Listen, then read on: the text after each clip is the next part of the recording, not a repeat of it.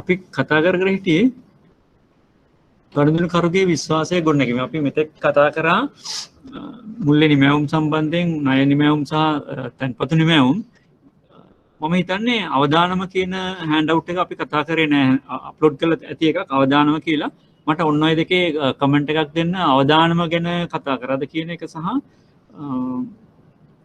12 මාරෙන් පස්සේ අපිට තව පොඩ්ඩක් වෙලා මේක කරන්න පුළුවන්ද කියන එක මගේ මේ වෙලාව ප්‍රමාද වෙච්ච නිසා. දැන් ගිය සතියේ කතා කරේ මේ විශ්වාසය ගොඩනැගීම සම්බන්ධයෙන් විවිධ ක්‍රියාමාර්ග අරන් තිනවා ශ්‍රී ලංකාව. ඇහෙනව නේද මාව? ඇහෙනවනේ?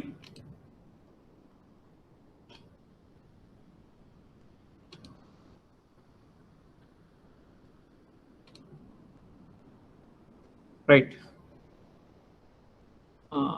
විවිධ ක්‍රියාමාර්ග අරන් තිනවා. පළවෙනි මේක ශ්‍රී ලංකා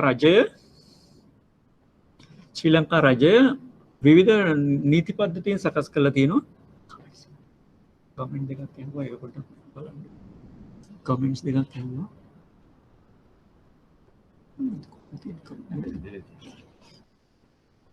ළමයිද කොහොමද?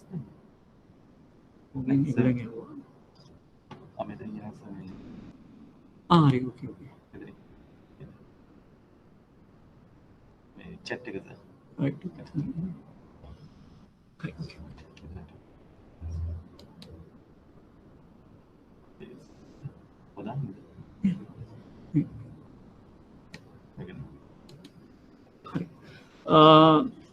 ශ්‍රී ලංකා රජය විසින් අරන් තිනවා විවිධ නීති පනවලා තියෙන. මොකද රජයට තමයි පාර්ලිමේන්තුවට තමයි නීති සම්පාදනය කරන්න පුළුවන්.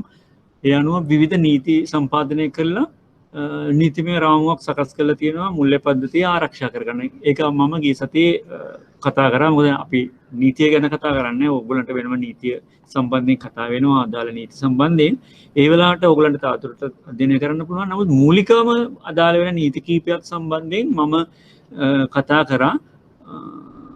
එකක් තමයි විනිමය බිල්පත් ආඥා පනත 1927 සම්මත කරලා තියෙන්නේ ශ්‍රී ලංකාවට නිදහස ලැබෙන්නත් කලින්. ඒ නිසා තමයි ඒවා ආඥා පනත් කියලා කියන්නේ. මම එදා කිව්වා ශ්‍රී ලංකා පාර්ලිමේන්තුව 1948 නිදහසත් එක්කලා ස්ථාපනය කරාම ඊට පස්සේ සම්මත වෙච්ච හැම නීතියක්ම පනත් විදියට යන්නේ. 948 පෙබරවාරි 4 වෙනිදාට ඉස්සෙල්ලා සම්මත කරපු ඒවා එංගලන්තයෙන් රැජිනගෙන් එන නීති ආඥාවන් විදිහට රාජාඥාව කියලා සාමාන්‍ය හඳුන්වන්නේ නේද?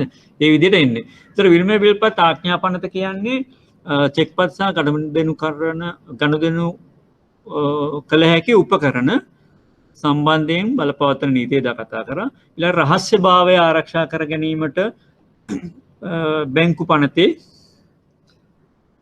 1988 අංක 30 දරන බැංකු පනතේ 77 වෙනි වගන්තියේ තියෙන සඳහන් කරුණු ගැන මම එදා කතා කරා. ඒකද ඒකේ අවස්ථා තුනක් තියෙනවා රහස්‍යභාවය එලි කරන්න පුළුවන්. එහෙම නැත්නම් ගනුදෙනුකරුවෙක්ගේ ගිණුමක තොරතුරු රහස්‍යභාවය එලි කරන්න බෑ කිසිම අවස්ථාවක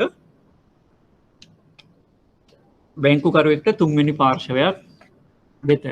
ඒක නීතිමය අවශ්‍යතාවයක්. බැංකු පනතේ 77 වෙනි වගන්තියේ දා මම කතා කරා විස්තරාත්මකව අවස්ථා තුනයි. එකක් තමයි ගනුදෙනුකරුගේ ලිඛිත ඉල්ලීම.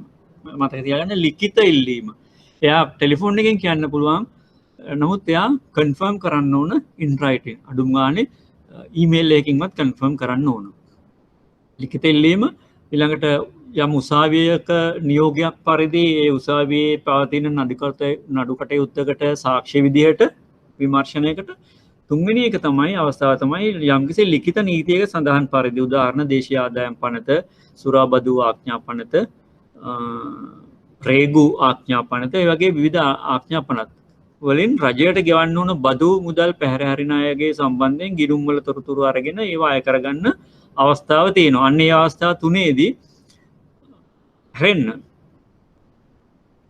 දැන් සාක්ෂි ආඥා පනත යටතේ දෙන්න පුළුවන්. ඒතර ඒක උසාවියේ අර නඩු කටයුත්තකට අදාළ වෙන දේවල් තමයි. ඒතර පොලිසියේ නිලධාරි මහත්මයෙක්ට පුළුවන් ඒ තොරතුරු ඉල්ලා සිටින්න. ඒ අවස්ථාවේදී අපි ඒක දෙන්න බැඳී සිටිනවා. දැන් ජනාධිපති පරීක්ෂණ කොමිෂන් සභා පනත යටතේ පුළුවන් ජනාධිපති පරීක්ෂණ කොමිෂන් සභාවට ඒ අදාළ තොරතුරු දෙන්න. බැංකුවල දැනට වැඩ කරන අයට ඒ අවබෝධය ඇති. ඊළඟට ගෙවීම් පෙවීම් පනත මං එදා කිව්වා ගෙවීම් පියවීම් මොන වගේද සිද්ධ වෙන්නේ කොමන් ඉලෙක්ට්‍රොනික් පේමන්ට් හරි ඉලෙක්ට්‍රොනික් පේමන්ට් සිස්ටම් එක මේ වෙනකොට ස්ථාපනය කරලා තියෙනවා. ඒතකොට වෙනදා කරා වගේ නෙමෙයි අද ඉක්මනට ගෙවෙනවා. ඉක්මනට ගෙවීම් පෙවීම් සිද්ධ වෙනවා. ඒක ආර්ථිකයේ වර්ධනීය ලක්ෂණයක්. දැන් වෙනදා අපි ගොඩක් වෙලාවට චෙක් පොතක් භාවිත කරන්නේ ගෙවීමක් ප්‍රමාද කරන්න. මාස 2කට 3කට වගේ කල් දාලා දුන්නාම ඒ ගෙවීමට අදාළ අරමුදල් ඒ අදාළ පුද්ගලයාට ලැබෙන්න කල් යනවා. නමුත් දැන් මේ ක්‍රමය යටතේ ඊටාම ඉක්මනින් මේක කරන්න පුළුවන්. සාමාන්‍ය චෙක් පතක් වුණත් සාමාන්‍ය එහෙම මතුදාතන් චෙක් පතක් නැතුව සාමාන්‍ය චෙක් පතක් වුණත් ඉස්සර ඒ පළාත අනුව දවස් 7ක් විතර යනවා රියලයිස් වෙන්න. දැන් උපරිම T+2 නේ ට්‍රාන්සැක්ෂන් එක කරපු දවසත් ඊට දවස් 2කට පස්සේ මේ චෙක් පත නිෂ්කාශනය වෙනවා. ඒතර ඒවා එහෙම වුණාම ඊළඟට ඉන්ටර්නෙට් බැංකින් තියෙනවා, මොබයිල් බැංකින් තියෙනවා, මොබයිල් ඊළඟට කොමන් පොස් තියෙනවා, වගේ කොමන් ATM තියෙනවා. ඒ වගේ ඉලෙක්ට්‍රොනික් පේමන්ට් මෝඩ්ස් තියෙනවා ගොඩක්. right? ඒතර ඒවට අදාළ වෙන පනත ගෙවීම් පියවීම් පනත. ඊට මම මේකම කතා කරන්නම්. මේක සටහන් කරගන්න ඕගලන්ට ප්‍රශ්න පත්‍ර හම්බ වුණාම 2019 මාර්තු අංක 7 2019 මාර්තු අංක 7 ප්‍රශ්නය මේ දිග ප්‍රශ්න දැන් ප්‍රශ්න පත්‍රයේ කොටස් දෙකක් තියෙනවා. එකක් තමයි පළවෙනි ප්‍රශ්නය. පළවෙනි ප්‍රශ්නෙට ප්‍රශ්න 10ක් තියෙනවා. ඒ 10න් පළවෙනි 5 MCQ 5ක් ඊළඟ 5 කෙටි වාක්‍යයක් දෙකක් වගේ කෙටියෙන් උත්තර ලියන්න ඕන. ඒතොර එකකට ලකුණු දෙක ගානේ ලකුණු 20ක් හම්බ වෙනවා. ඊළඟට තව ඒක එක්කලා තව ප්‍රශ්න 4ක්ද කොයිද? සම්පූර්ණ ප්‍රශ්න 5යි 4ක් ලියන්න ඕන. ඒ ප්‍රශ්න 4ට ඒ ප්‍රශ්න 4 ගොඩක් වෙලාට කොටස් 4කට කඩලා දෙනවා. ඒ කොටස් 4න් එක කොටසකට ලකුණු 5ක් හම්බ වෙනවා. ඒතර ඒ සම්පූර්ණ ප්‍රශ්නයකට ලකුණු 30යි. ඒවා 5ක් 100යි. ඒ විදිහට තමයි හම්බ වෙන්නේ. right? ඒකේ 7 වෙනි ප්‍රශ්නය 2019 මාර්තු 7 වෙනි ප්‍රශ්නේ තියෙනවා මේ දැන් අපි කතා කරන දේවල් සම්බන්ධයෙන්. මේකේ තියෙන ප්‍රශ්නේ විදිහට බැංකු ගනුදෙනුකරුවන් ආරක්ෂා කිරීම සහ මහජන විශ්වාසය ගොඩනැගීම බැංකු ඉතාම වැදගත් සාධකයක් විදිහට සලකනවා. right? එතකොට ඒකට හේතු වෙලා තියෙනවා කියලා තියෙනවා බැංකු පද්ධතියට ඇති වෙන financial system stability of the country threats. ඒ කියන්නේ ඇති වෙන තර්ජන. බැංකු පද්ධතියේ ඇතිවන තර්ජන නිසා මහජනයා තුළ විශ්වාසය ගොඩනැගීමත් ගනුදෙනුකරුවන් ආරක්ෂා කිරීමත් පිළිබඳව බැංකු තමන්ගේ අවධානය යොමු කරලා තියෙනවා කියන එක අපි මේ කතා කරන කාරණාව. right? ඉතින් කියනවා මෙන්න මේක කෙටියෙන් විස්තර කරන්න කියලා public confidence customer protection schemes and controls මේ දේවල් සම්බන්ධයෙන් දැන් මේ කතා කරන ඒවා. ඒතර මේකට අදාළව තුන්වෙනි කොටස මේ ප්‍රශ්නේ පළවෙනි එක public confidence කියන්නේ මොකක්ද කියන එක ඒතර ඔයගොල්ලන්ට විස්තර කරන්න පුළුවන් නේ. මහ ජනතාව විශේෂයෙන් තැන්පත් කරුවන් මුදල් ආයෝජනය කරනවා තැන්පත් කරනවා. එතකොට ඒක අස්පෘශ්‍යයි නේ. ඒක ස්වභාවය අනුව ඒතර අපිට ඒකට පොඩි ලියවිල්ලක් තමයි හම්බ වෙන්නේ. අපි දන්නේ නැහැ මොකද්ද වෙන්නේ කියලා. අපේ අරමුදල් වලට මොනවද වෙන්නේ කියන එක දන්නේ නැහැ. ඒ නිසා අපිට සිද්ධ වෙනවා අනිවාර්යයෙන්ම බැංකුවරට සිද්ධ වෙනවා අනිවාර්යයෙන්ම මේ ආරක්ෂාව තහවුරු කරන්න විවිධ ක්‍රියාමාර්ග ගන්න නේ. විවිධ ක්‍රියාමාර්ග. ඒකෙදි ගොඩක් වෙලාවට බැංකුව විසින් විවිධ ක්‍රියාමාර්ග ගන්නවා සහ බැංකු පද්ධතිය තුළ ශ්‍රී ලංකා මහ බැංකුව විසින් විවිධ අපි දැන් මේ කතා කරේ මූලික කරුණු කීපයක්.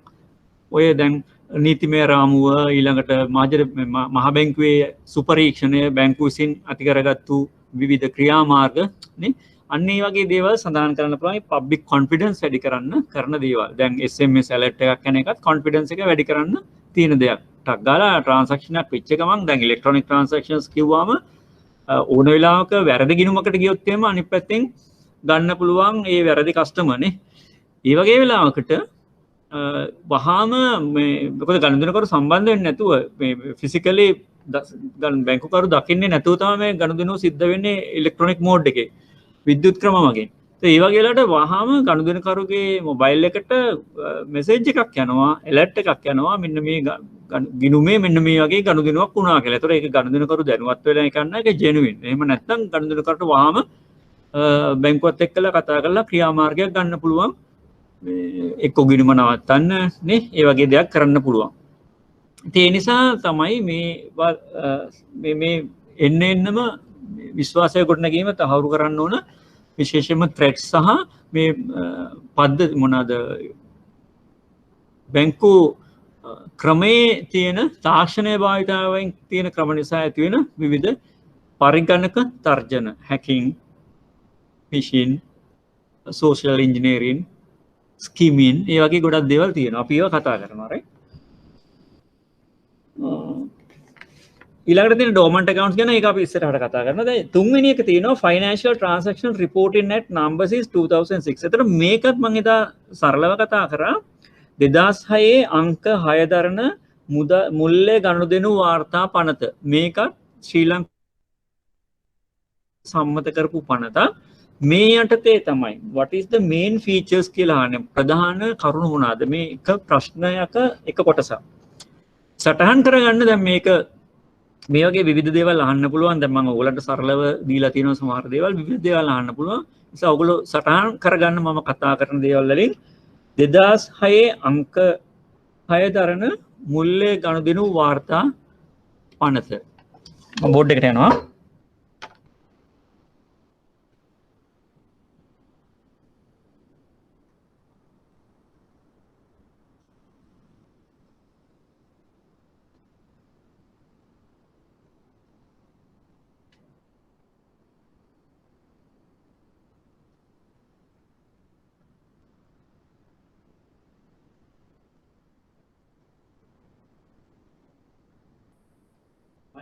මේ එකම තව පනතක් ආවා මේ එකක් අනිත් එක මේ එකම ආපු එක තමයි මුදල් විශුද්ධිකරණ පනත විශුද්ධිකරණය වැළැක්වීමේ පනත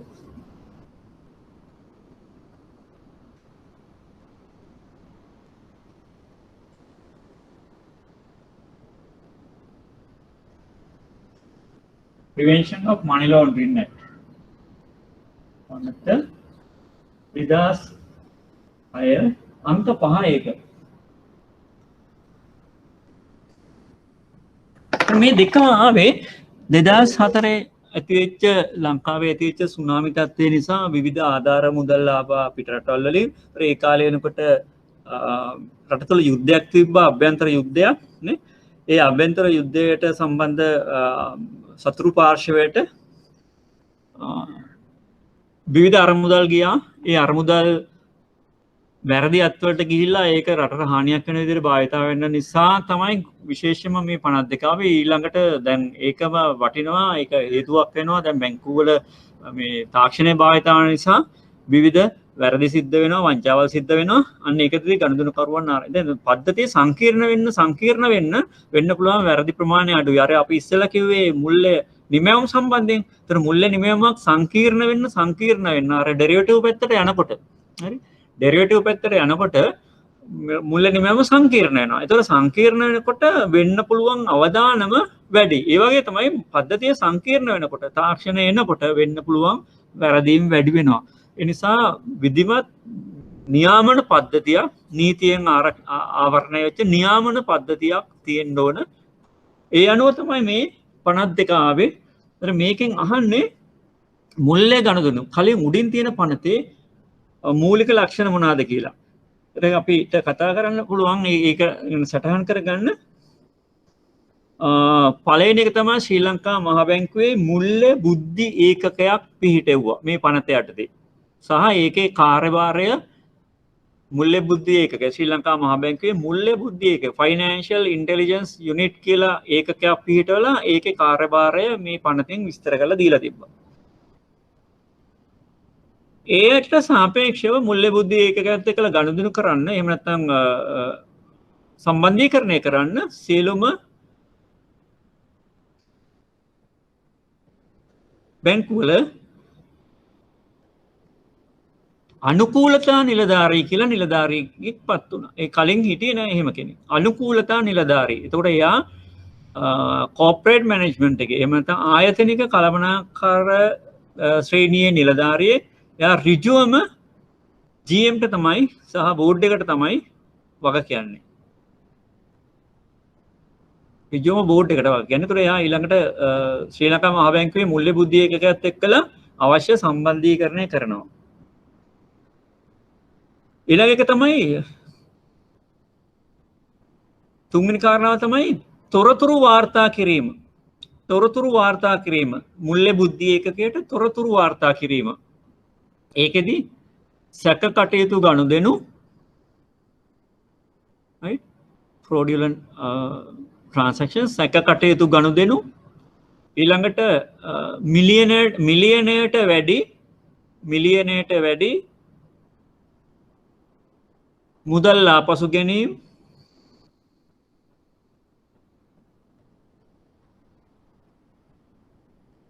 සති දෙකකට වරක් වාර්තා කරන්න ඕන මුල්‍ය බුද්ධි ඒකකයට. ඊළඟට බැංකුවේ ඇතුලේ විවිධ අනුකූලතාවයන් සහතික කරන්න ඕන. විවිධ අනුකූලතාවයන් සහතික කරන්න ඕන. එතකොට ඒක මුල්‍ය බුද්ධි ඒකකය විසින් බලනවා. කවුද අපේ අනුකූලතා නිලධාරිය තමයි ඒකට වග කියන්න ඕන. උදාහරණ ඉහළ ශ්‍රේණි වල අයගේ ශක්්‍යතාවය ඒගොල්ලන්ගේ සුදුසුකම් ඒවා සම්බන්ධයෙන් වග කියන්න ඕන. මොකද හේතුව ඉහළ නිලධාරීන් ගන්න තීරණ නිසා බැංකුව අපහසුතාවයට පත් වෙලා අවසානයේදී ගනුදෙනුකරුවන් ගැටලු සහගතතාවයට පත් වෙයි. ඒතර බැංකුවේ ඇතුළේ අනිත් ක්‍රියාකාරකම් අනුකූලතාවය තහවුරු. දැන් අපි මොන හරි දෙයක් කරනකොට ප්‍රොඩක්ට් එකක් එළියට දානකොට හරි නව නිමැවුමක් එළියට දානකොට අනුකූලතා නිලධාරියටත් යවලා බලනවා දැන් මේකේ අනුකූලතාවය මේ කියන පනතේ වගන්ති වලට පටහැනි වෙනවද නැද්ද කියන එක. ඒ අනුව එයා තහවුරුවක් දුන්නායින් පස්සේ තමයි මේක ක්‍රියාත්මක කරන්නේ. පැහැදිලිද? එතකොට අනුකූලතා නිලධාරියගේ කාර්යභාරය විස්තර කරලා තියෙනවා මේ පනත යටතේ. ඔන්න නීතිමය රාමුවේ එක නීතියක් සම්බන්ධයෙන් ප්‍රශ්නයක් අහලා තිබ්බා 2019 සැප්තැම්බර් මාර්තු 7 වෙනි ප්‍රශ්නේ එක කොටසක් විදියට. ඒකේ සම්පූර්ණ ප්‍රශ්න ටික තියෙන්නේ මෙන්න මේ වගේ ගනුදෙනුකරුවන්ගේ විශ්වාසය තහවුරු කරන්න මොනවද අරන් තියෙන්නේ. දැන් මම අර දෙවෙනි කොටසේ තිබුණේ අක්‍රීය ගිණුම්. ඒක මම ඉස්සරහදී කතා කරනවා. අක්‍රීය ගිණුම් සම්බන්ධයෙන් බැංකුවල කාර්යපටිපාටි මොකක්ද කියන එක. ඉස්සරහට මම කතා කරනවා. ඒකේ හතරවෙනි කොටස. දැන් මේ තුන්වෙනි කොටස නෑ කිව්ව හතරවෙනි කොටස know your customer. අන්න ඒක මම අර හෑන්ඩ් අවුට් එකේ සඳහන් කරලා තියෙනවා.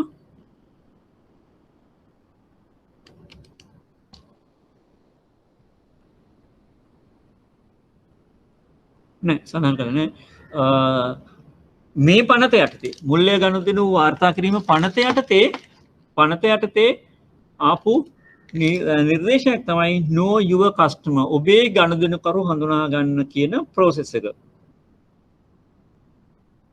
මේක විස්තර කරන්න කියලා තියෙනවා know your customer එකේදී භාවිතා කරන බැංකු විසින් අනුගමනය කරන process එක.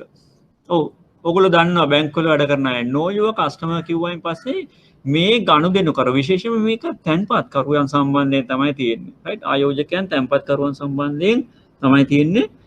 මුල්‍ය පද්ධතිය ආරක්ෂා කරගන්න තමයි මේක තියෙන්නේ. ඇත්තටම මේ 52ම මුල්‍ය ගනුදෙනු වාර්තා කිරීමේ පනතත් මුදල් විශුද්ධිකරණ පනතත් මුදල් විශුද්ධිකරණය වැළැක්වීමේ පනතත් 52ම ඇවිල්ලා තියෙන්නේ මුල්‍ය පද්ධතිය ආරක්ෂා කරගන්න ගනුදෙනුකරුවන් කෙලින්ම ફોකස් කරගෙන නෙමෙයි සම්පූර්ණ පද්ධතියේ ආරක්ෂාව සම්බන්ධයි.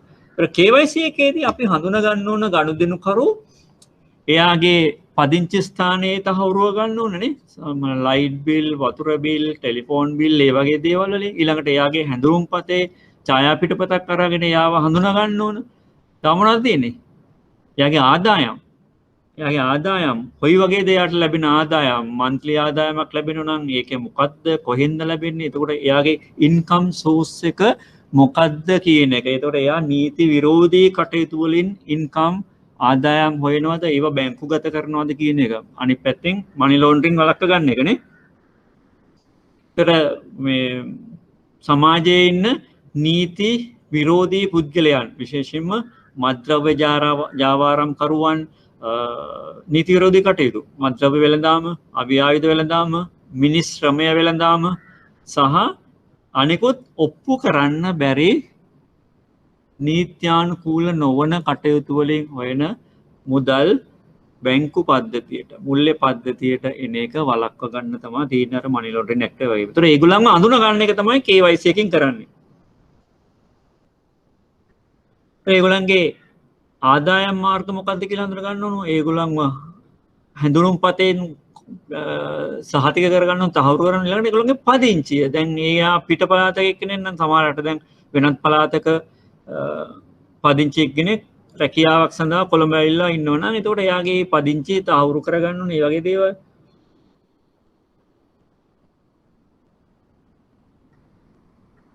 ඒ අනිත් එක තමයි මේ ගිණුම් වලට එන ගනුදෙනු සම්බන්ධයෙන් අවධානයෙන් ඉන්න ඕන. එකපාරටම සාමාන්‍ය එයාගේ වැටුප එනවා නම් වැටුප ඇවිල්ලා එකපාරට විශාල මුදලක් මේ ගිණුමට එනවා නම් ඒ ගිණුම ට්‍රාන්සැක්ෂන් අස්වාභාවික ස්වභාවයක් තියෙනවා නම් වහාම ඒ සම්බන්ධයෙන් දැනුවත් කරන්න ඕන මුල්‍ය බුද්ධිය එකකට. ඒතර ඒගොල්ලන් මේක හොයලා බලනවා මේ මොනවාද මේක කරන්න කියලා. මොකද මනි ලොන්ඩරින් එකක් වෙනවද නැද්ද කියන එක. දැන් තේරෙනව නේද? පැහැදිලි නේද?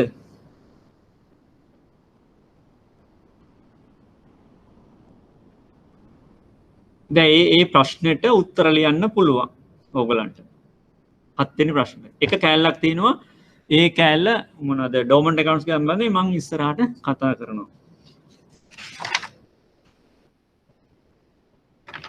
8 වෙනි ප්‍රශ්නේ ගත්තත් මම මේ ප්‍රශ්න පත්‍රය ගත්ත වින්දාට 8 වෙනි ප්‍රශ්නේ ඒකෙම තියෙන්නේ ෆන්ඩ් ට්‍රාන්ස්ෆර් මෙතඩ්ස් ගැන. මොනවාද නම් ටික ලියන්න විතරයි තියෙන්නේ.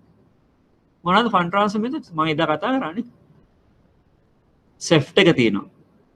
Common Electronic Fund Transfer System කියන එක තියෙනවා. ඊළඟට ස්ලිප්ස් තියෙනවා. ශ්‍රී ලංකා ඉන්ටර්බැංක් පේමන්ට් සිස්ටම්. මේ 8 වෙනි ප්‍රශ්නේ පළවෙනි කොටස ගත්තොත්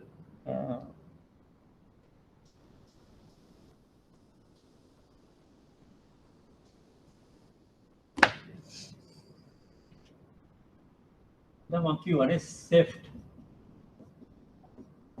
Common Electronic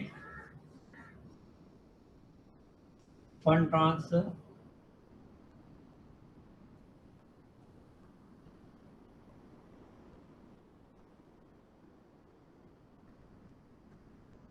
Switch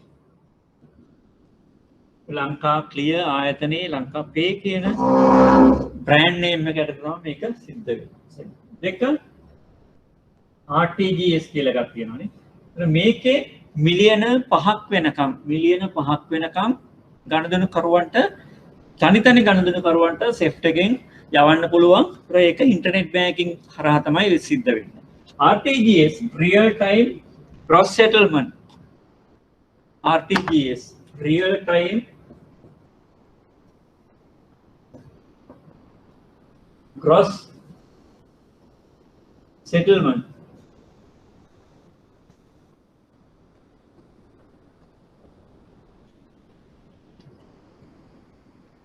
real time කියන්නේ ඒ වෙලේම සිද්ධ වෙනවා. ඒ වෙලේම මේ ෆන්ඩ් ට්‍රාන්ස්ෆර් සිද්ධ වෙනවා. ඒතර මේක ගොඩක් වෙලාවට තියෙන හයි වොලියුම් මිලියන 5ට වැඩි විශේෂයෙන්ම බැංකු අතර සහ ආයතනික ගනුදෙනු කරන කෝපරේට් කස්ටමර්ස් ලගේ විදින ලොකු පේමන්ට්ස් කරන ඒවට තමයි මේ RTGS සිස්ටම් එක තියෙන්නේ. RTGS සිස්ටම් එක එකතු වෙලා එදා දවසේ හන්දෑ 3:00 වෙනකොට කට් ඔෆ් ටයිම් එකක් දෙනවා. ඒ කට් ඔෆ් ටයිම් වෙනකම් බාර ගන්නවා. ඊට පස්සේ එදා දවසේ ටික ප්‍රොසෙස් වෙනවා. මේවා සිද්ධ වෙන්නේ සියල්ලම අර මම එදා කිව්වාගේ ශ්‍රී ලංකා මහා බැංකුවේ තියෙන එක බැංකු වල ගිණුම් හරහා CAB කියන account එක හරහා cash and bankers කියලා.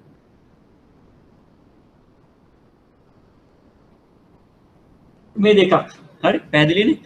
තව ස්ලිප්ස්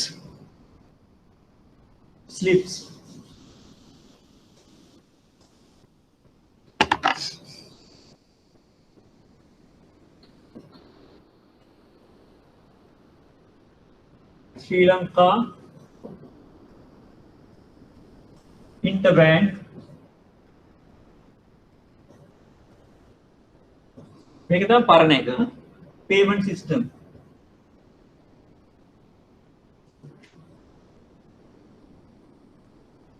මේක රියල් ටයිම් නෙමෙයි මේක පහුවදාට තමයි යන්නේ අර SWIFT එකයි RTGS එකයි රියල් ටයිම් එවෙලේම යනවා මේක යන්නේ පහුවදාට අපි ඩිස්ක් අපි හිතමු පඩි ගෙවන්න තියෙනවා ඒතකොට ආයතනයක වැටුප් ගෙවන්න තියෙනවා ඒ වැටුප් අයිති ගිණුම්කරුවන් එවන සේවකයන්ගේ ගිණුම් තියෙන විවිධ බැංකුවල.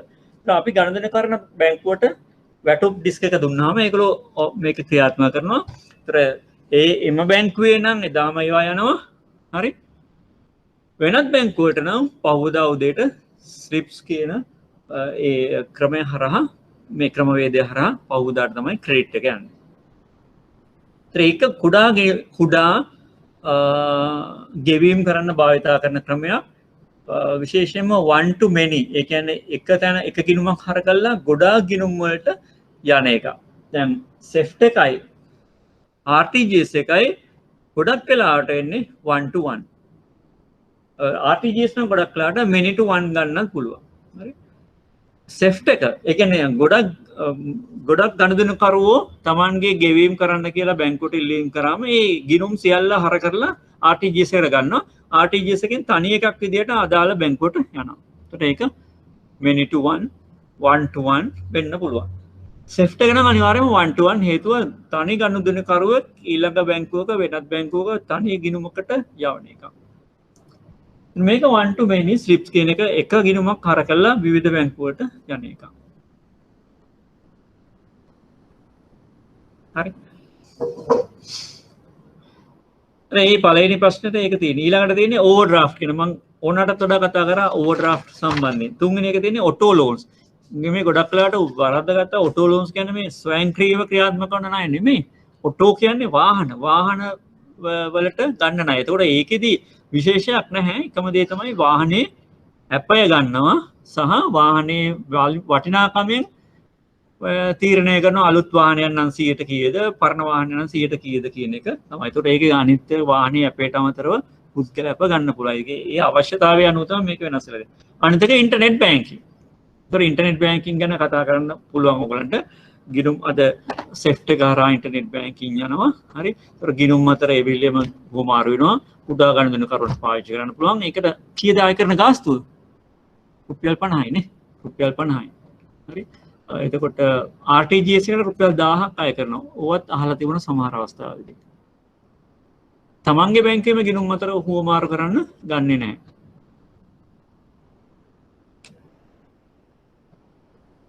ඒ ප්‍රශ්න දෙකටම උත්තර ලියන්න පුළුවන්. හරි අපි ආයේ එමු. අනිත් එක දැන් ඔයගොල්ලෝ බලා ගන්න මේක ආවහින්ද මනි ලොන්ඩරින් ඇක්ට් එක.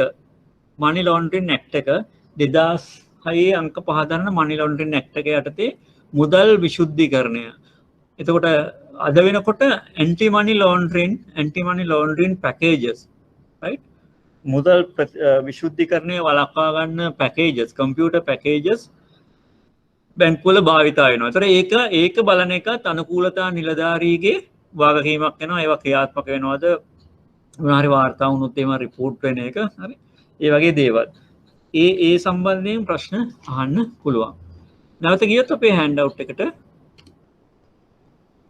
වත්කම් ශ්‍රී ලංකා මහ බැංකුවේ නියාමනය ගැන මම එදා කතා කරා.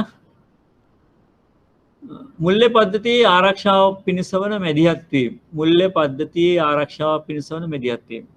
ඔයගොල්ලන්ට මතක ඇති මේ මොකද්ද මුල්‍ය පද්ධතියේ යම් මුල්‍ය ආයතන අපහසුතාවයට පත් වුණාම ශ්‍රී ලංකා මහ බැංකුව තමයි දැන් කාලෙකට ඉස්සෙල්ලා ප්‍රසිද්ධ බැංකුවක් නම් කියන්න අවශ්‍යතාවයක් නැහැ. යම් නරක ණය අනුපාතයේ ගොඩක් ඉහළ ගිහිල්ලා 120 ගණන් වලට ගිහිල්ලා අපහසුතාවයකට පත් වුණා. එතකොට ද්‍රවශීලතා ප්‍රශ්නයකට මත් වුණා.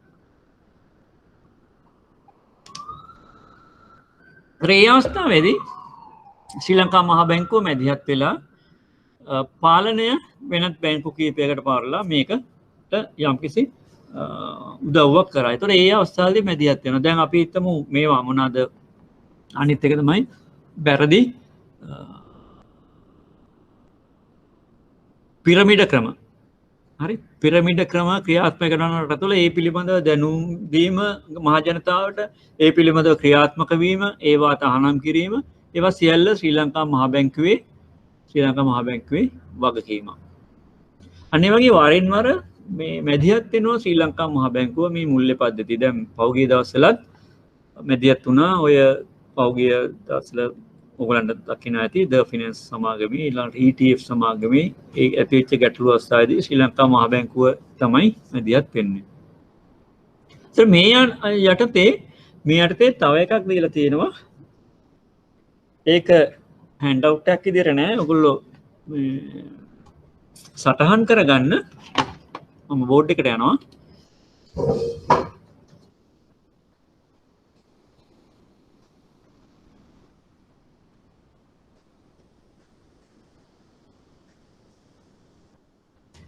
ඩිපොසිට් ඉන්ෂුරන්ස් ස්කීම් මේ දවස්වල ඔන්න ක්‍රියාත්මක වෙනවා. ද ෆිනන්ස් සමාගමේ ගනුදෙනු කරුවන් සම්බන්ධයෙන් පහුගිය මාසයකට විතර ඉස්සෙල්ලා ක්‍රියාත්මක වුණා ඩිපොසිට් ඉන්ෂුරන්ස්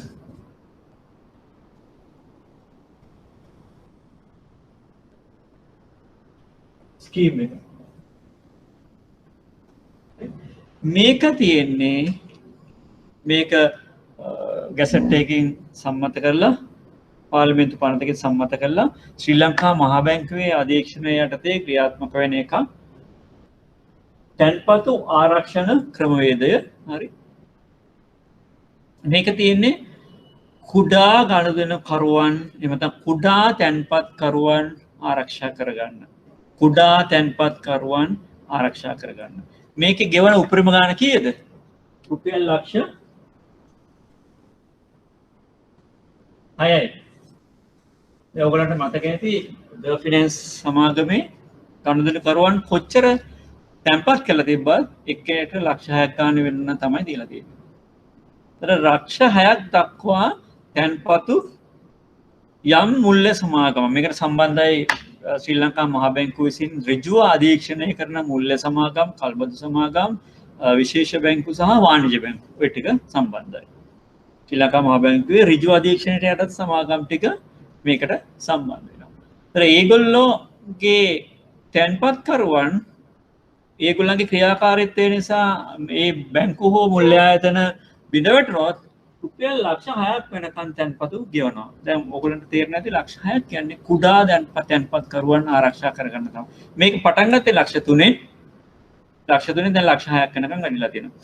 කොහොමද මේකට අරමුදල් ලැබෙන්නේ? අරමුදල් ලැබෙන්නේ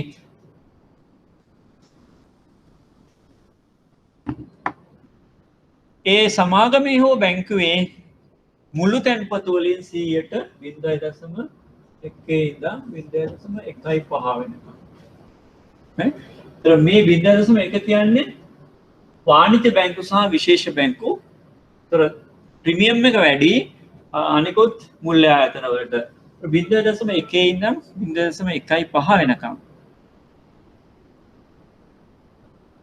මුළු තැන්පතු වලින් කාර්තුමය පදනම මත මාස 3න් 3ට ශ්‍රී ලංකා මහ බැංකුවේ මේ අරමුදලට මෙතන අරමුදලක් පවත්වාගෙන යනවා. ඒකට යවන්න ඕනේ. එතකොට යම් මුල්‍ය ආයතනයක් අපහසුතාවකටපත් වුණාම ඒකෙන් තමයි මේ ගෙවීම් කරන්නේ. එතකොට තැන්පතු ආරක්ෂණ ක්‍රමවේදය සකස් කරලා තියෙන්නේ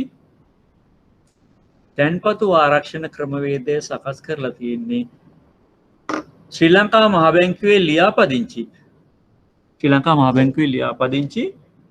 මුල්‍ය ආයතන බැංකු විශේෂ බැංකු වල කුඩා තැන්පත්කරුවන් ආරක්ෂා කරන්න. රුපියල් ලක්ෂ 6ක් වෙනකම් ගෙවීම් කරනවා. මේ මුල්‍ය ආයතනයේ බිඳවැටලා තැන්පත්කරුවන්ගේ තැන්පතු ආපසු ලබා ගන්න බැරි වුණොත් එහෙම. ඒගොල්ලන් කාර්තුමය පදනම මත තමන්ගේ මුළු තැන්පතු වලින් 100.1 ඉඳන් 0.15ක් දක්වා ප්‍රමාණයක්. ඒතර 0.1 යන්නේ ඒක අඩුයිනේ. ඒක යන්නේ බැංකු වලින් 0.15 එහා පැත්තට යන්නේ. එතකොට අවදානම වැඩි, මුල්‍ය අනිකුත් සමාගම් වලින්.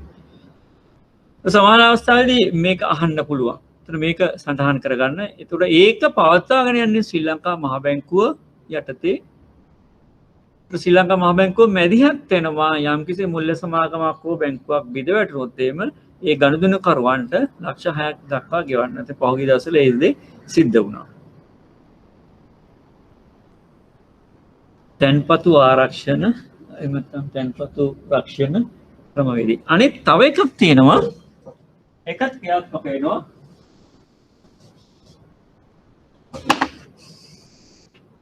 Credit guarantee.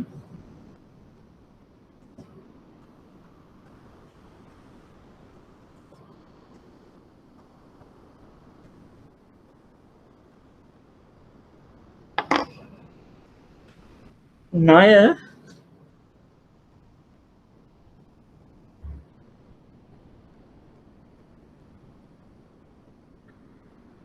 සඳහා ඇපවීමේ ක්‍රමවේදය. ණය සඳහා ඇපවීමේ ක්‍රමවේදය. ක්‍රෙඩිට් ගැරන්ටි ස්කීම් ශ්‍රී ලංකා මහ බැංකුව විසින් පවත්වාගෙන යන ගනුදෙනුකරුවන්ගේ ආරක්ෂාවට පවත්වාගෙන යන තව ක්‍රමවේදයක්. දැන් මහ බැංකුව ගැන කතා කරද්දී එතෙන්ට තමයි මේ දේවල් සියල්ල එකතු කරගන්න ඕන. මොකක්ද මේ කියන්නේ?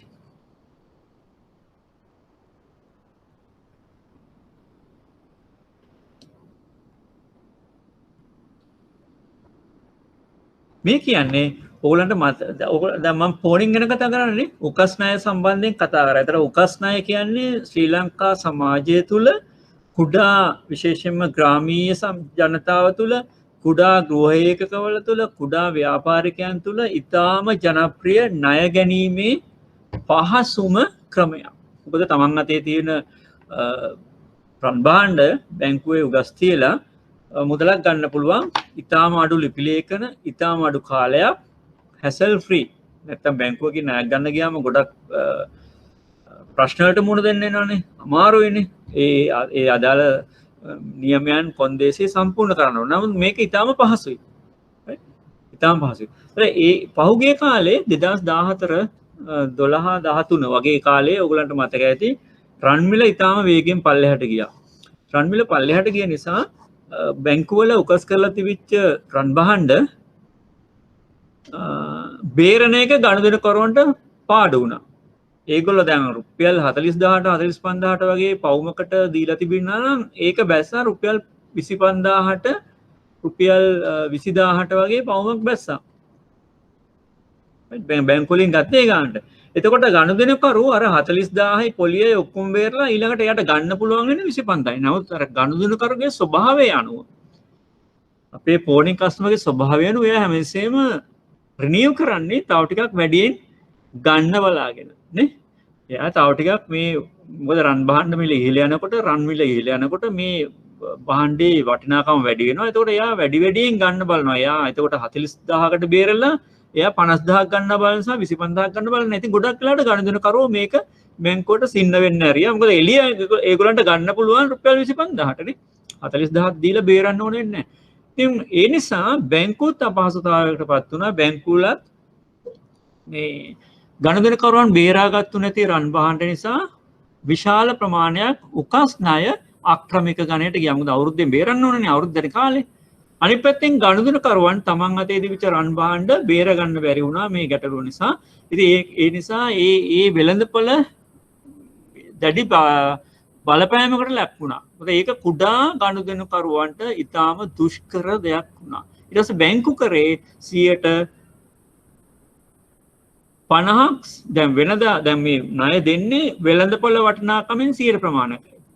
මේ භාණ්ඩයේ වෙළඳපොළ වටිනාකම තක්සේරු කරනවා. ඉතින් ඉස්සර බැංකු 90 95ක් දුන්නා. ලක්ෂයක් නම් වෙළඳපොළ වටිනාකම 90000ක් 95000ක් දුන්නා උකස් ණය විදියට. ඊට පස්සේ ඒගොල්ලෝ දෙන්න ගත්තේ 50ක් වගේ අඩු ප්‍රතිශතයක්. ඒ කියන්නේ අවදානමක් ඇති වුණොත් ඒක දරා ගන්න පුළුවන් මට්ටමට. පැහැදිලිද? දැන් මේක කුඩා ගනුදෙනුකරුවන්ට ගැටලුවක් වුණා. ඊට පස්සේ මේ නැවත මේක යථා තත්ත්වයට පත් වෙනකොට බැංකු වලින් අඩු ණය ප්‍රමාණයක් තමයි දුන්නේ. ඒ නිසා ශ්‍රී ලංකා මහා බැංකුව මැදිහත් වෙලා ක්‍රමවේදයක් සකස් කරා %65ක් වෙනකම් තක්සේරු මිලෙන් 65ක් වෙනකම් බැංකුව දරන්න ඕන. යම්කිසි ගැටලුවක් ආවොත් 65ක්. ඒතකොට බැංකුවේ තක්සේරුව වෙළඳ වටිනාකමෙන් 65ක් වෙනකම් තමයි බැංකුව ණය දෙන්නේ. ඉතුරු 15%. ඒතකොට 80ක් වෙනකම් යන්න පුළුවන්. ඉතුරු 15% මෙන්න මේ ස්කීම් එකෙන් ගෙවනවා බැංකුවට යම්කිසි ගැටලුවක් ආවොත්. පැහැදිලිද? බැංකුවල උකස් ණය වල අවදානම බැංකුවට ගන්න කිව්වේ 65ක් වෙනකම් පමණයි. ඉතුරු 15% මේ ස්කීම් එකෙන් ගෙවන්න බලාගෙන 80ක් වෙනකම් වෙළඳපොළ වටිනාකමෙන් 80ක් වෙනකම් ණය සලකා බලන්න කියලා බැංකුවට අදාළ උපදෙස් දුන්නා ශ්‍රී ලංකා මහා බැංකුව. ඒතකොට 60 යම්කිසි ගැටලුවක් ආවොත් හිතන්නකො ලක්ෂයක භාණ්ඩයක් ගනුදෙනුකරු බේරගත්තේ නැහැ. දැන් වෙළඳපොළ වටිනාකම 65 නම් ඒගොල්ලන්ට 65000ක් ගන්න පුළුවන්. නමුත් 80000ක් දීලා තියෙනවා නම් හරි. ඒ ඉතුරු 115 මෙන්න මේ ස්කීම් එකෙන් බැංකුවට ගෙවනවා ශ්‍රී ලංකා මහා බැංකුව. පැහැදිලිනේ? කොහොමද මේකට අරමුදල් යන්නේ? දැන් මේක ෆන්ඩ් එකක් ඉස්සෙල්ලාම ශ්‍රී ලංකා මහා බැංකුව ආරම්භ කරා යම්කිසි මේ පතොත් දාලා. ඊළඟට යන්නේ මේක වාණිජ බැංකුවල හෝ උකස් කටයුතු කරන මේක මම හිතන්නේ වාණිජ බැංකුවලට තියෙන විශේෂයෙන්ම වාණිජ බැංකුවල උකස් ශේෂයෙන් 101ක ප්‍රමාණයක් ප්‍රීමියම් එකක් විදියට වාර්ෂිකව මේකට යන්න ඕන. 101ක්. උකස් තැන්පතුවෙන් 101ක්. ප්‍රීමියම් එකක් යවන්න ඕන බැංකුවලට. ශ්‍රී ලංකා මහා බැංකුවට. මේ ක්‍රෙඩිට් ගරන්ටි ස්කීම් එකත් ශ්‍රී ලංකා මහා බැංකුව ක්‍රියාත්මක කරේ එක පැත්තකින් කුඩා ගනුදෙනුකරුවන් වෙච්ච කුඩා ණය ගනුදෙනුකරුවන් අතර මේගොල්ලෝ ණය ගනුදෙනුකරුවන් වෙච්ච ගෘහ ඒකක විශේෂයෙන්ම කාන්තා පක්ෂයට සහ අනෙකුත් කුඩා ව්‍යාපාරිකයන්ට උකස් ණය ගන්න පහසු කරන්න. ඒගොල්ලන්ට ණය ප්‍රමාණය මදි වෙන නිසා. අනිත් පැත්තෙන් යම්කිසි අවදානමක් ආවොත් එම අදාළ ණය දීමේ ආයතන බැංකුව ආරක්ෂා කරගන්න එන අවදානමය. ඒක දෙපැත්තටම වාසිදායක සිද්ධ වුණා. මුල්‍ය පද්ධතිය ආරක්ෂා වුණා, ස්ටැබිලයිස් වුණා. අනිත් පැත්තෙන් ගනුදෙනුකරුත් ආරක්ෂා වුණා. පැහැදිලි?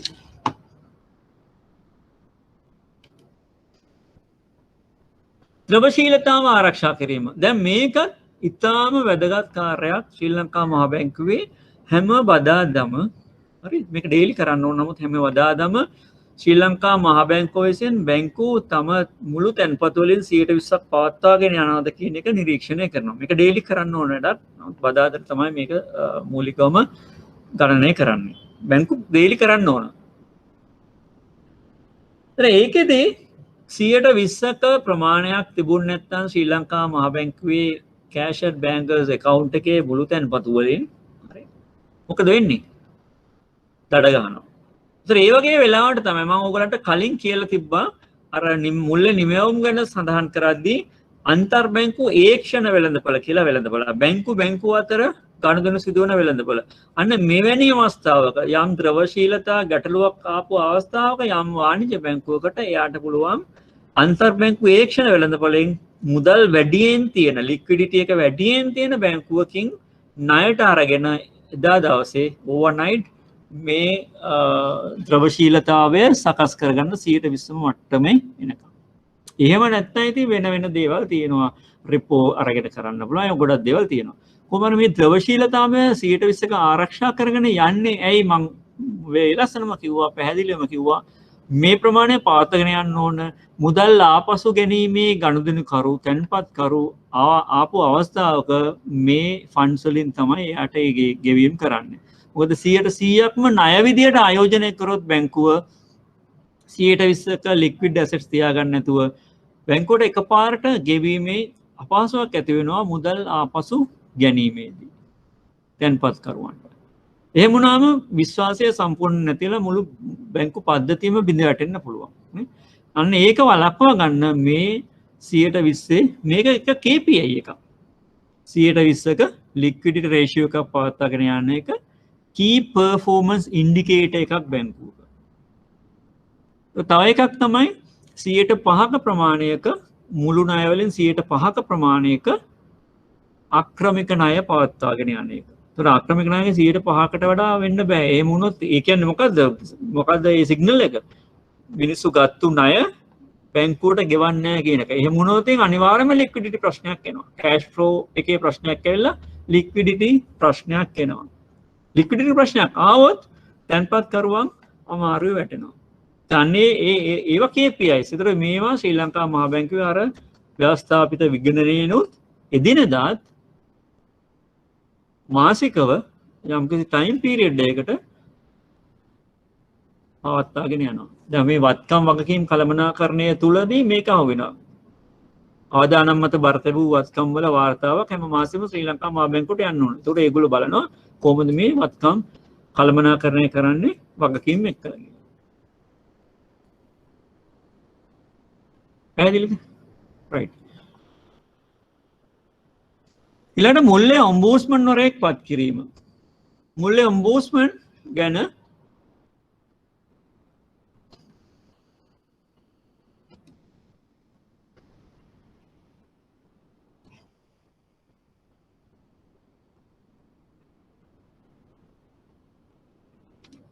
හෑන්ඩ් අවුට් එකක් තියෙනවා. දැන් ඔයගොල්ලන්ට මේක පේනවා ඇති. මේ ඉන්නේ මුල්ලේ පද්ධතියේ එහෙම නැත්නම් බැංකු සහ ඒ අදාළ ලියාපදිංචි වෙච්ච මුල්ලේ ආයතන ගණදුන කරුවොත් අතර ඇති වෙන ගැටලු ආරවුල් විධිමත් මේ උසාවි පද්ධතියට යන්න ඉස්සෙල්ලා අන්‍යෝන්‍ය එකඟතාවය මත ආරවුල් සමතයකට පත් කරගන්න තමයි මුල්ලේ ඔම්බුඩ්ස්මන් වරයා ඉන්නේ. මොකද හැම ප්‍රශ්නයක්ම අවසානයේදී ගියොත් එහෙම උසාවි වල එක පැත්තකින් නඩු ගොඩ ගහනවා, අනිත් පැත්තෙන් මේ ක්‍රමය අනිත් එක නඩු තීන්දුවක් දෙන්න කල් යනවා. එතකොට දෙපැත්තම බැංකුව සහ මුල්ලේ ගනුදෙනුකරුවා අපහසුතාවයටපත් වෙනවා, විශ්වාසය බිඳෙනවා, ගොඩක් ගැටලු ඇති වෙනවානේ. දැන් ඔයගොල්ලෝ දන්නවා සමත මණ්ඩලත් භාවිතා කරනවා සෑහෙන මට්ටමකට කුඩා ණය පියවා ගැනීම සම්බන්ධයෙන්. ගොඩක් කුඩා ණය සමත මණ්ඩලයට යොමු කරන්නේ විධිමත් එකත් විධිමත් නෛතික පද්ධතිය තුළ තියෙන විධිමත් ආයතනයක් තමයි සමත මණ්ඩල. නමුත් අර දීර්ඝ නඩු විභාගයකට ගිහිල්ලා දෙපැත්තම අපහසුතාවයට පත් වෙන ඉස්සෙල්ලා සමත මණ්ඩලයේ ගොඩක් කරන්නේ සමතයට පත් කිරීම. දෙපාර්ශ්වයේම එකඟතාවයේ මත සමතයට පත් කිරීම. ඒ වගේම තමයි ඔම්බුඩ්ස්මන් වරයා කරන්නේ දෙපාර්ශ්වයේම එකඟතාවයේ මත යම් මධ්‍යස්ථ තීන්දුවකට පැමිණීම ඇතිවෙච්ච ආරවුල සම්බන්ධයෙන් බලතල. මේක ශ්‍රී ලංකා මහා බැංකුව ඍජුවම සම්බන්ධ නැති වුණාට මහා බැංකුවේ එකඟතාවය සහ උපදෙස් මත තමයි මේක සිද්ධ වෙන්නේ. ඒතර මොකද හේතුව මේ ආරවුල් සමතයකට පත් වීම මුල්ලේ පද්ධතියේ ස්ථාවරභාවයට හේතු වෙනවා. ඒතර ඒක අනිත් පැත්තෙන් ශ්‍රී ලංකා මහා බැංකුවට වැදගත් වෙනවානේ. එකඟව ඇති මුල්ලේ ආයතන සහ ගනුදෙනුකරුවන් අතර මුල්ලේ ගනුදෙනු පිළිබඳව පැන නැගෙන ආරවුල් සහ ගනුදෙනුකරුවන්ගේ පැමිණිලි විසඳීමට මුල්ලේ ඔම්බුඩ්ස්මන්. ඔයගොල්ලන්ට මතක ඇති ගනුදෙනුකාර ප්‍රඥප්තිය ගැන අපි කතා කරා. ගනුදෙනුකාර ප්‍රඥප්තියේ අනුව තොරතුරු ලබා දීමේදී පැහැදිලිවම සඳහන් කරන්න ඕන මුල්ලේ ඔම්බුඩ්ස්මන් වරයා පිළිබඳ විස්තර. එයාගේ ලිපිනය, දුරකථන අංක, ඒ දේවල් සඳහන් කරන්න ඕන.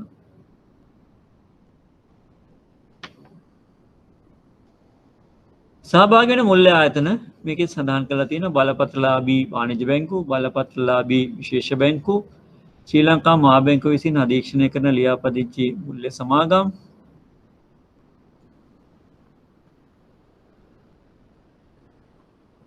පත් කරනු ලබන අය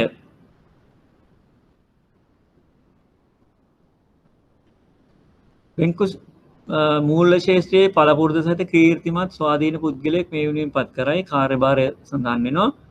හරි. මේක පැමිණිලි කරන්න බැරි අවස්ථාවල් තියෙනවා. එකම කරුණ පිළිබඳ නැවත නැවත සමාන කරුණක් අදාළ කරුණක් පිළිබඳව විභාග කොට නිගමනයක් ලබා දුන්නායින් පස්සේ නැවත පැමිණිලි කරන්න බෑ. අනිත් එක තමයි විධිමත් උසාවියක සඳහන් නඩුවක් සම්බන්ධයෙන් පැමිණිලි කරන්න බෑ. ඒතර මේක උසාවියකට යන්න ඉස්සෙල්ලා සමතයකට පත් කරන්න තමයි තියෙන්නේ. මෙන්න මේ වගේ වෙලාවකදී ප්‍රතික්ෂේප කරන්න පුළුවන් ද්වේෂ සහගත ලෙස යම්කිසි පාර්ශවයකට අපහසුතාවයට පත් කිරීමේ හරි පීඩාවට පත් කිරීමේ අදහසින් කරන දේවල් ඊළඟට සත්‍ය ලෙසම මුල්ල පාඩුවක් සිද්ධ වෙලා නැත්නම් පැමිණිලිකරුට සංකීර්ණ නෛතික තත්ත්වයක් තියෙන දේවල් ඔම්බුඩ්ස්මන් බාර ගන්න ඒවා උසාවියට යොමු කරනවා. ඔම්බුඩ්ස්මන්වරයා අධිකරණ නිලධාරියෙක් මෙන් පැමිණිලි විසඳනවා වෙනුවට. ඒතර අධිකරණය වගේ අර තොරතුරු වහලා මෙයා කළා ඒකේ තර්ක මත ගොඩනගලා තර්ක කරලා එහෙම කරනවා වෙනුවට ਉਹ කරන්නේ දෙපැත්තටම සාධාරණ වෙන අතරමැදි සමතකරණයක් තමයි සිද්ධ වෙන්නේ. බලන්න.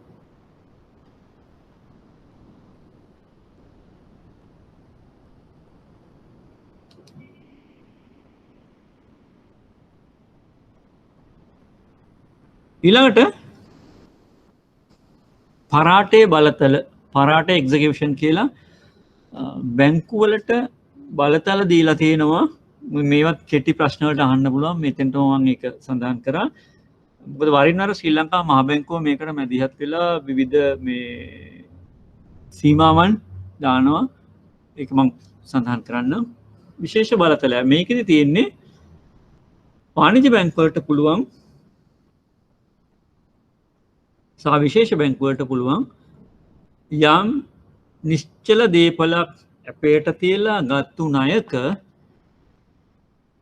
අක්‍රමික ගණයට ගියොත් එම උසාවියකට නොගිහින් අර නිශ්චල දීපල විකුණා ණය අය කර ගැනීමේ බලතල දීලා තියෙනවා. දීපලක් එම ණය මුදල අය කර ගැනීම අවසාන ක්‍රියාමාර්ගය. මම මතක තියාගන්න මේක තමයි අවසාන ක්‍රියාමාර්ගය. එහෙනම් අවසාන ක්‍රියාමාර්ගය කියන්නේ මොකද්ද? පැහැදිලිවම අය කර ගැනීම සඳහා සියලු උත්සාහ දරා තියෙන්න ඕනද? ලිපි යවලා මතක් කරලා හරි වරින් වර මතක් කරලා ඒ දේවල් සියලු දේවල් සිදු කරලා තියෙන්න ඕන. තවදුරටත් ගණන්දුනිකරු ගෙවන්න නැත්නම් අවසාන උත්සාහ විදිහට තමයි මේක කරන්නේ. ඒතර මේකේ කලින් සීමාව හරියට පැහැදිලි නෑ. ගොඩක් වෙලාවට රුපියල් ලක්ෂ 5ට වැඩි ණය සියල්ලම බැංකුව විසින් පරාටේ බලතල පාවිච්චි කරලා වෙන්දේසි කරලා අය කරා. ඉතින් ඇත්තටම ගොඩක් වෙලාවට අපි ප්‍රායෝගිකව බැංකු පද්ධතිය තුළ හිටපින්ද දන්නවා.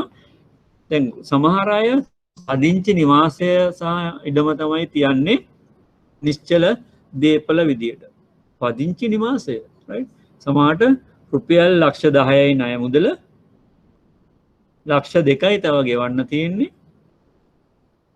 ඉඩමේ වටිනාකම ලක්ෂ 50ක් විතර එනවා. ඉතින් අර ලක්ෂ 2 අය කරගන්න අර පදිංචි නිවස විකුණලා බැංකු අය කරගත්තු අවස්ථා තියෙනවා.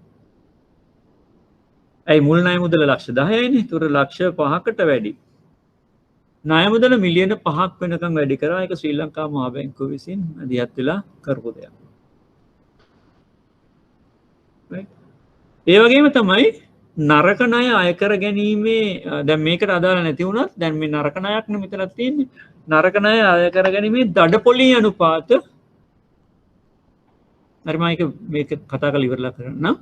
ණය මුදල මිලියන 5ට වැඩි ලක්ෂ 50ට වැඩි අය කර ගැනීම සඳහා සීල උත්සාහ දරා තිබී යුතුය. ප්‍රසිද්ධ වෙන්දේසියේ දේපල විකිණිය යුතුය. ප්‍රසිද්ධ වෙන්දේසිය කියන්නේ පුවත්පත් 3ක ජාතික පුවත්පත් 3ක ප්‍රසිද්ධ දැන්වීම් පළ කරන්න ඕන අහවල් දේපල අහවල් දවසේ ගුණ. ඒ වගේම දේපල තියෙන ස්ථානයේදී බැනරයක් ප්‍රදර්ශනය කරන්න ඕන ප්‍රමාණවත් කාලයක්. ඉන් අනතුරුව යම් වෙන්දේසි කරුවක් ලවා ප්‍රසිද්ධියේ මේ දේපල වෙන්දේසි කරන්න ඕන. මේ තියෙන්නේ වෙච්ච දේවල් මේක කියවලා තේරුම් ගන්න පුළුවන් ක්‍රමවේදය. බැංකුවට මුදල් ගෙවන ලෙස ඉල්ලා සිටියේදී පරාටය දැන්වීමෙන් පසු බැංකු කට යවනවා මෙන්න මේ විදිහට කරනවා කියලා.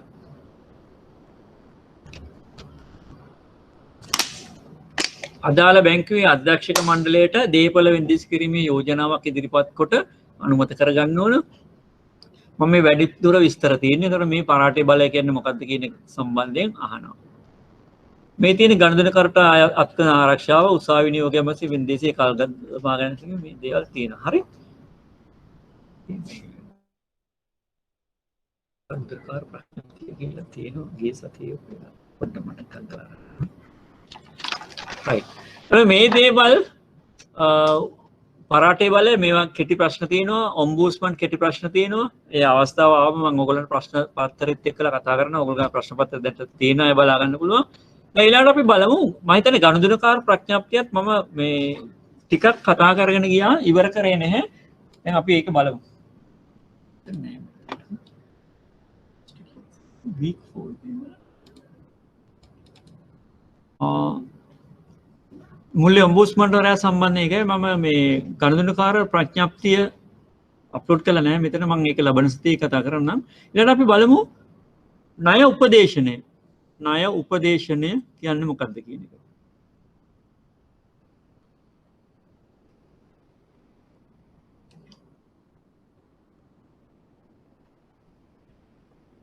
ණය උපදේශන සේවය.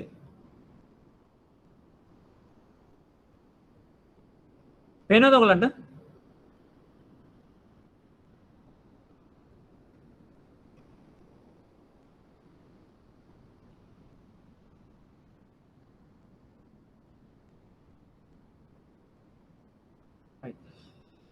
දැන් ගනුදෙනුකරුවන්ගේ ආරක්ෂාවට තමයි මේ උපදේශන සේවයත් ක්‍රෙඩිට් කවුන්සලින් සර්විස් එකත් පවත්වාගෙන යන්නේ.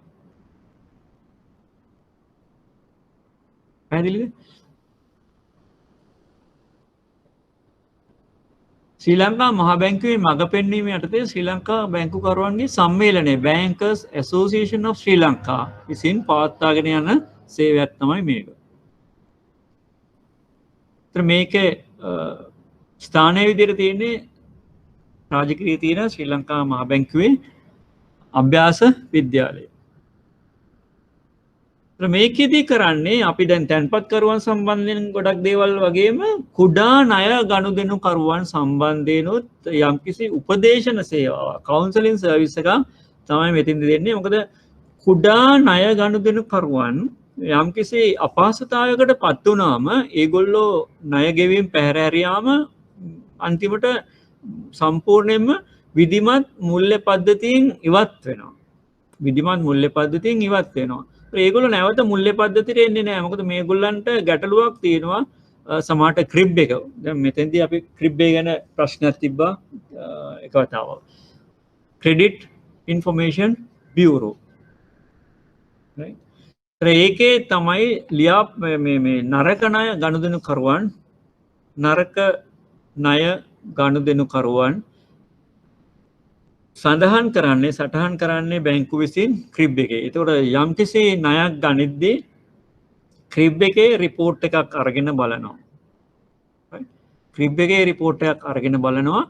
අරගෙන බලලා ඉවරලා එතන සඳහන් වෙලා තියෙනවා නම් නරක ගනුදෙනුකරුවෙක් කියලා නරක ණය නැත්නම් ගෙවීම් පැහැර අරපු ගනුදෙනුකරුවෙක් කියලා බැංකුවකින් ණයක් දෙන්න සලකා බලන්නේ නැහැ. ඒතර මේ ගනුදෙනුකරුගේ විශ්වාසය. ඒතර මේ කට්ටිය බැංකු පද්ධතියෙන් මුල්‍ය පද්ධතියෙන් ඉවත් වුණොත් එහෙම මේ කුඩා ගනුදෙනුකරුවන් ඔවුන් වැටෙන්නේ අවිධිමත් මුල්‍ය ගනුදෙනුකාර සේවාවන් සපයන පුද්ගලයන්ට. ඔය පොලිකරුවන්ට යම්කිසි ඉඩම් වගේ ඇපේට තියාගෙන ණය දෙන අයට නේ ඒ වගේ අයගේ අතර වැටෙන්නේ. ඒතකොට ඒගොල්ලන්ගේ ජීවිතත් ඔක්කොම විනාශ වෙනවා ඒ පොලිකරුවොත් එක්කලා. ඒ නිසා ඒක වළක්ව ගන්න මේ කුඩා ණය ගනුදෙනුකරුවන් යම් අපහසුතාවයකට පත් වුණොත් එහෙම මෙන්න මේගේ උපදේශන සේවාවක් පාදනවා. ඒතර මේක හේතු වෙනවා ෆයිනෑන්ෂල් ඉන්ක්ලූෂන් මුල්‍ය අන්තර්ග්‍රහණය. මේක මේ මුලදී සඳහන් කරලා තියෙන්නේ මම මේක කතා කරන්න. මුල්‍ය අන්තර්ග්‍රහණය කියන සංසිද්ධියට. ණය ගනුදෙනුකරුවන්ට තම ණය වගකීම් කළමනාකරණයට අවශ්‍ය උපදෙස් ලබා දී. මේක පේනව නේද ඔයගලන්ට?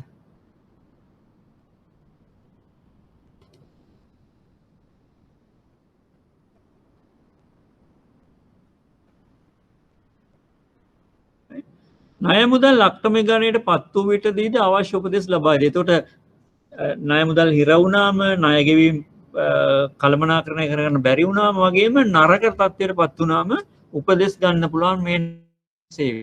විශේෂයෙන් පුහුණු වෙච්ච කණ්ඩායමක් විසින් තමයි අවශ්‍ය උපදෙස් ලබා දෙන්නේ. ප්‍රතිලාභීන් මේක ප්‍රතිලාභීන් කියන්නේ සුළු හා මධ්‍ය පරිමාණ ව්‍යවසායකින් ඒ කියන්නේ කුඩා අය මේගොල්ලෝ පුද්ගල ණය වලගන්න. ඒකට පර්සනල් ලෝන්ස් ගත්තු කුඩා පරිමාණයේ ගනුදෙනුකරුවන් ඒ වගේම ක්‍රෙඩිට් කාඩ් පත් ගෙවීම පැහැර ඇති කාඩ් පත් හිමියන්.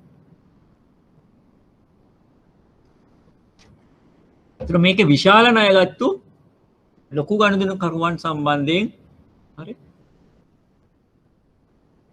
ලොකු ගනුදෙනුකරුවන් සම්බන්ධයෙන්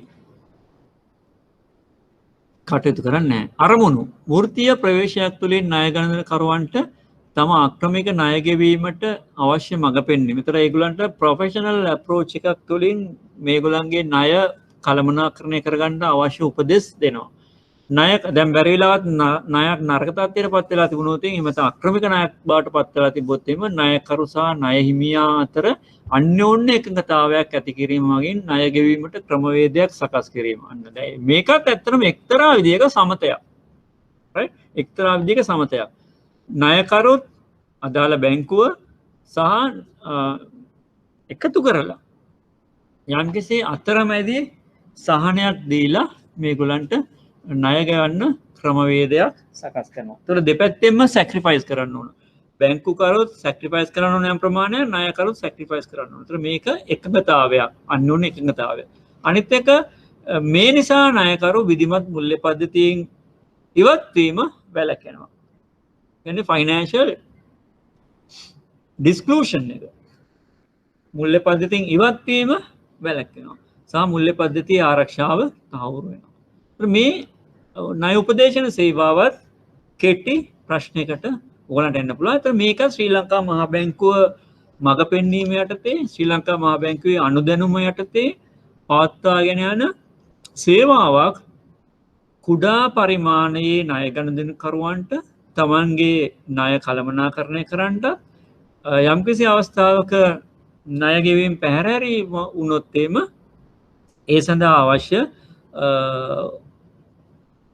සහයෝගය ලබා ගන්නත් එතකොට මුල්‍ය ආයතනය එකතු කරලා මේ ණය ගෙවන්න අවශ්‍ය සහයෝගය ලබා දෙනවා. මේක තව කෙටි ප්‍රශ්නයකට එන්න ඕන එක. ඒතර මේ මුල්‍ය අන්තර්ගාණය ෆයිනෑන්ෂල් ඉන්ක්ලූෂන් එක සම්බන්ධයෙන් නොත් ශ්‍රී ලංකා මහා බැංකුව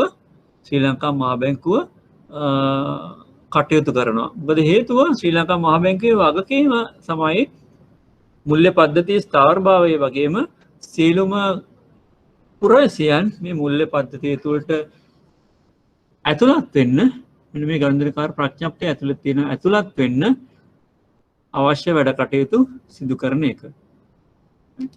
මුල්‍ය අන්තර්ග්‍රහණය ෆයිනෑන්ෂල් ඉන්ක්ලූෂන් මේවත් කෙටි ප්‍රශ්න වලට එනවා. එතකොට මොකද්ද මුල්‍ය අන්තර්ග්‍රහණය කියන්නේ? සමාජයේ තනි පුද්ගලයන්ට ඉන්ඩිවිජුවල්ස් හෝ ව්‍යාපාර ඒකක මේ වර්ල්ඩ් බැංක් එකේ ඩෙෆිනිෂන් එක. හොඳ මේ වර්ල්ඩ් බැංක් ඩෙෆිනිෂන් එක. හෝ ව්‍යාපාර ඒකක වලට බිස්නස් යුනිට්ස් වලට ඒවායේ ප්‍රමාණය කියන්නේ ඒගොල්ලෝගේ සයිස් එක මොකක් වුණත් පදනම් නොවි පහසුවෙන්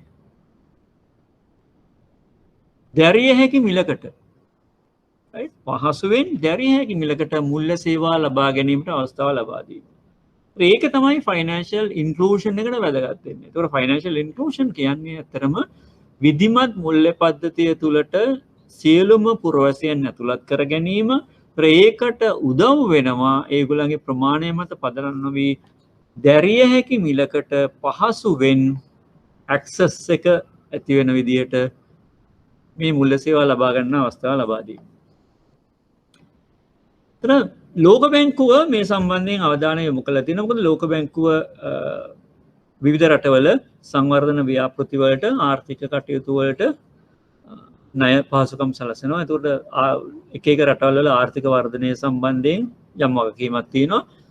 මේකෙදි 2016 කරපු සමීක්ෂණයකට අනුව මේ අමතර දේවල් මම කතා කරන්නේ. ඒතර ෆයිනෑන්ෂල් ඉන්ක්ලූෂන් කියන්නේ මොකක්ද? ඒ වගේ කෙටි ප්‍රශ්න වලට උත්තර දෙද්දී මේ වගේ දේවල් අනුසාරයෙන් උත්තර දෙන්න පුළුවන්. ලෝක ජනගහනයෙන් බිලියන 2ක් ඉන්නවලු විධිමත් මුල්‍ය සේවා ලබා ගන්න නැති. බිලියන් 2ක්. ඊටාම දුප්පත් ගෘහ ඒකකවල, right? ඊටාම දුප්පත් ගෘහ ඒකකවල වැඩිහිටි ජනගහනයෙන් 50% කිසිම බැංකු කටයුත්තක් කරලා නැහැ. මේ 2016 ශ්‍රී ලංකා ලෝක බැංකුව හඳුනාගත්තු තත්ත්වය.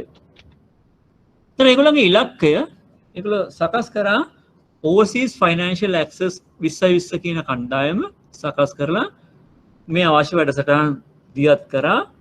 ඒකෙදී ඒගොල්ලන්ගේ ඉලක්කය උනේ අර ඉස්සෙල්ලා කියපු ඉතාම දුප්පත් ගෘහ ඒකකවල අයගෙන් අය 2020 වෙනකොට අඩුම තරමේ බැංකු ගිණුමක් පවත්වාගෙන යන තත්ත්වයට පත් කිරීම. ඒතර කිසිම බැංකු කටයුත්තක් කරපු නැති අය අඩුම ගානේ බැංකු ගිණුමක් අරලා ඒ ගිණුම පවත්වාගෙන යන්න අවශ්‍ය වැඩසටහනක් ක්‍රියාත්මක කරන්න තමයි ලෝක බැංකුවේ මේ කණ්ඩායමේ ඉලක්කය උනේ 2016. ඒතර එතනදී ඉන්නවා අන්බැංක්. ඒතර ඒගොල්ලෝ අන්බැංක් කිසිම බැංකු කටයුත්තක් කරන්නේ නැහැ විධිමත් මුල්‍ය පද්ධතියේ බැංකු එක්කලා. අනිත් තව කණ්ඩායමක් ඉන්නවා අන්ඩර් බැංක් කියලා. මේගොල්ලෝ ගිණුමක් පවත්වාගෙන යනවා. ඒ වුණාට සරල බැංකු කටයුතු තමයි කරන්නේ. මුදල් තැන්පත් කිරීම, මුදල් ආපසු ගැනීම, චෙක් පතක් හුවමාරු කිරීම. අන්න ඒ දේවල් වලට තමයි මේගොල්ලෝ සීමා වෙන්නේ. ඒක ඔයගොල්ලෝ දන්නවා අද වෙනකොට ගණනය කරලා තියෙනවා බැංකු කවුන්ටරයක ටෙලර් කෙනෙක් භාවිතයෙන්. හරි? ටෙලර් කෙනෙක්ව යොදවලා යම්කිසි ගනුදෙනුවක් සිද්ධ කරනකොට ඒ ගනුදෙනුවේ පිරිවැය කොච්චරද? ඊළඟට ATM ගනුදෙනුවක පිරිවැය කොච්චරද? ඉන්ටර්නෙට් බැංකින් වගේ විද්‍යුත් ක්‍රම වගේ භාවිතා කරන ගනුදෙනුවක පිරිවැය කොච්චරද කියලා. ටෙලර් කෙනෙක් භාවිතා කරන ගනුදෙනුවක් අද අඩුම ගානේ රුපියල් 50ක් විතර කොස්ට් එක වෙනවා. අඩුම ගානේ. මේ සම්බන්ධයෙන් පරීක්ෂණයක් මේ සර්වේ එකක් කරපු එක විස්තර තියෙනවා මං ගාව. ඒක තව ඉස්සරහ පාඩමක් කතා කරන්න පුළුවන්. හරිද? එතකොට දැන් අර ඉස්සෙල්ලා බලාපොරොත්තු වෙච්ච දැරිය හැකි මිලකට මේවා ලබා දෙන්න විදියක් නැහැ. මේගොල්ලෝ මේ අර්ධ ලෙස බැංකු කටයුතු කරොත් එහම මේගොල්ලන්ගේ කොස්ට් එක වැඩි. බැංකු අය කරන කොස්ට් එක වැඩි. මේ විදියට චෙක්පත් හුවමාරු සහ මුදල් තැන්පත් කිරීම ආපසු ගැනීම කරද්දී විශේෂයෙන්ම සිස්ටම් එක භාවිත කරන්නේ නැතුව ගොඩක් වෙලාවට මේගොල්ලෝ කවුන්ටරෙන් තමයි මේ දේවල් සිද්ධ කරන්නේ. ඒගොල්ලෝ විද්‍යුත් බැංකු ක්‍රම භාවිත නොකරයි. අද වෙනකොට ATM ට්‍රාන්සැක්ෂන් එකකට එහෙම නැත්නම් ඉන්ටර්නෙට් බැංකින් ට්‍රාන්සැක්ෂන් එකකට ඊට වඩා අඩු කොස්ට් එක. දැන් ඒක අවාසනාවකට ලංකාව වගේ රටවල් වල ඒවා ගාස්තු පාදක ආදායම විදියට ඉන්ටර්නෙට් බැංකින් ට්‍රාන්සැක්ෂන් එකක් කරොත් එහෙම රුපියල් 50ක් අය කරනවා. මොකද එච්චර වියදමක් පිරිවැයක් යන්නේ නැහැ. අඩු පිරිවැයක් තමයි යන්නේ. සර්වේ එකකින් ඔප්පු කරලා තියෙනවා. ඉලෙක්ට්‍රොනික බැංකින්. දැන් තමන්ගේ බැංකුවේම ගිණුම් අතර හුවමාරු කිරීමේදී එහෙම මුදලක් වැය වෙන්නේ නැහැ. වංචාවට හසු වීමේ අවදානම ඉහළයි. මෙවැනි පුද්ගලයා ඒ ඉහත ගනුදෙනුවෙන් අය කරන ගාස්තු සාපේක්ෂව ඉහළයි. ඒකට මේ කටයුතු මෙන්න මේ විදියට අන්ඩර් බැංක් කියන අය බැංකු ගිණුමක් පැවැත්වුවත් මේ තත්ත්වයෙන් ඉන්නවා. කලින් අය අන්බැංක්. ඒත් උපාය මාර්ගයක් කරන් තිනවා මේගොල්ලෝ වෙනුවෙන් ලෝක බැංකුව විවිධ මාර්ගගත ඔන්ලයින් පේමන්ට් සිස්ටම්ස් වලට මේගොල්ලන් හුරු කරන්න විශේෂයෙන්ම ජංගම දුරකථන භාවිතය. ඒ කියන්නේ මොබයිල් ඇප්ස් හඳුන්වලා දීලා මොබයිල් ඇප්ස් හරහා ගෙවීම් හඳුන්වා දීම. මේක ඊටාම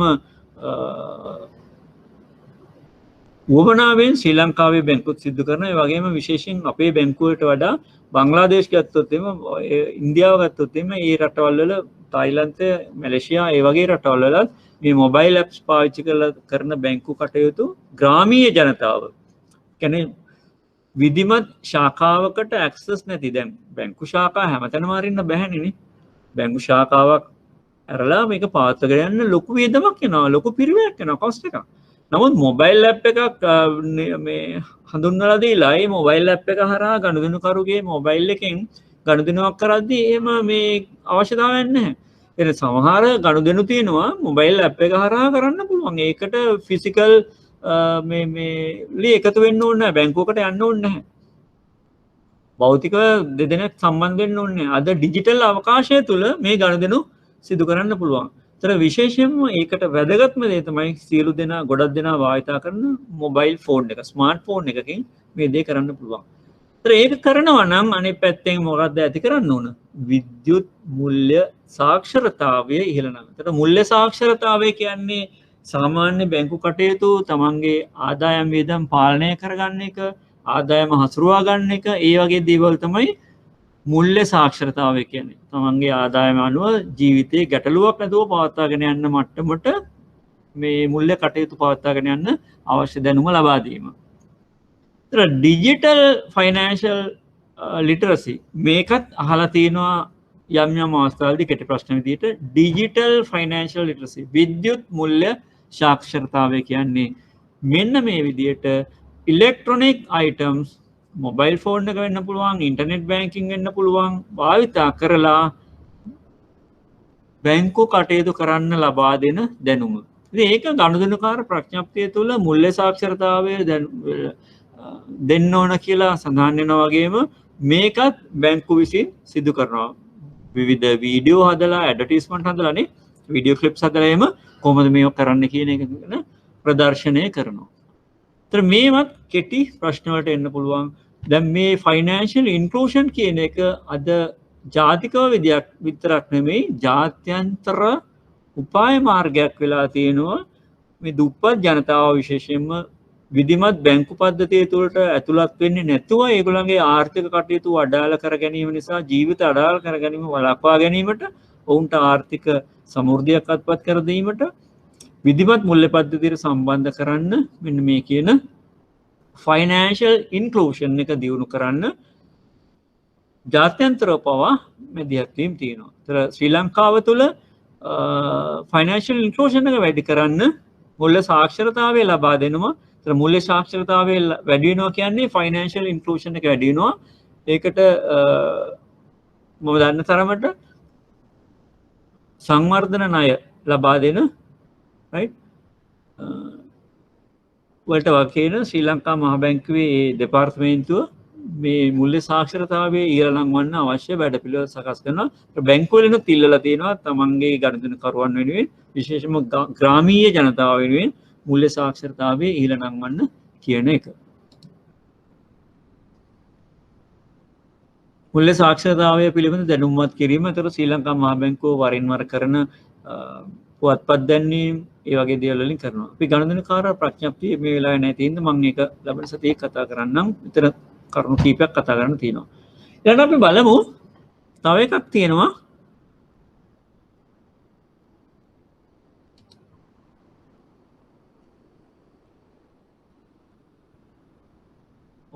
මේක මුල්‍ය ආයතන විසින් හඳුන්වා දී ඇති පරිචයන්. මුල්‍ය ආයතන විසින් හඳුන්වා දී ඇති පරිචයන්. ඒතර මේ ශ්‍රී ලංකා මහා බැංකුවේ කරන මැදිහත්වීම් වලට අමතරව ශ්‍රී ලංකා මහා බැංකුවේ කරන මැදිහත්වීම් වලට අමතරව මුල්‍ය ආයතන තම තමන්ගේ විවිධ ක්‍රමවේදයන් භාවිතා කරනවා මුල්‍ය පද්ධතිය තුළ ආරක්ෂාව තහවුරු වෙන්න.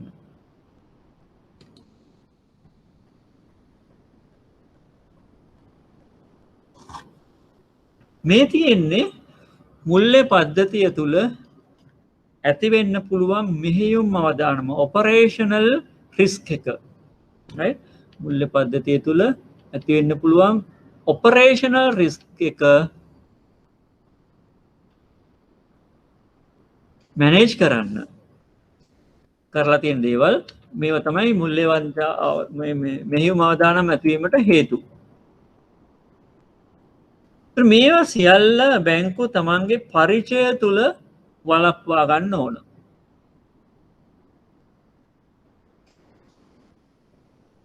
විශේෂයෙන්ම අභ්‍යන්තර වංචා සහ බාහිර වංචා. අපි ක්‍රමවේදයන් වලට එමු.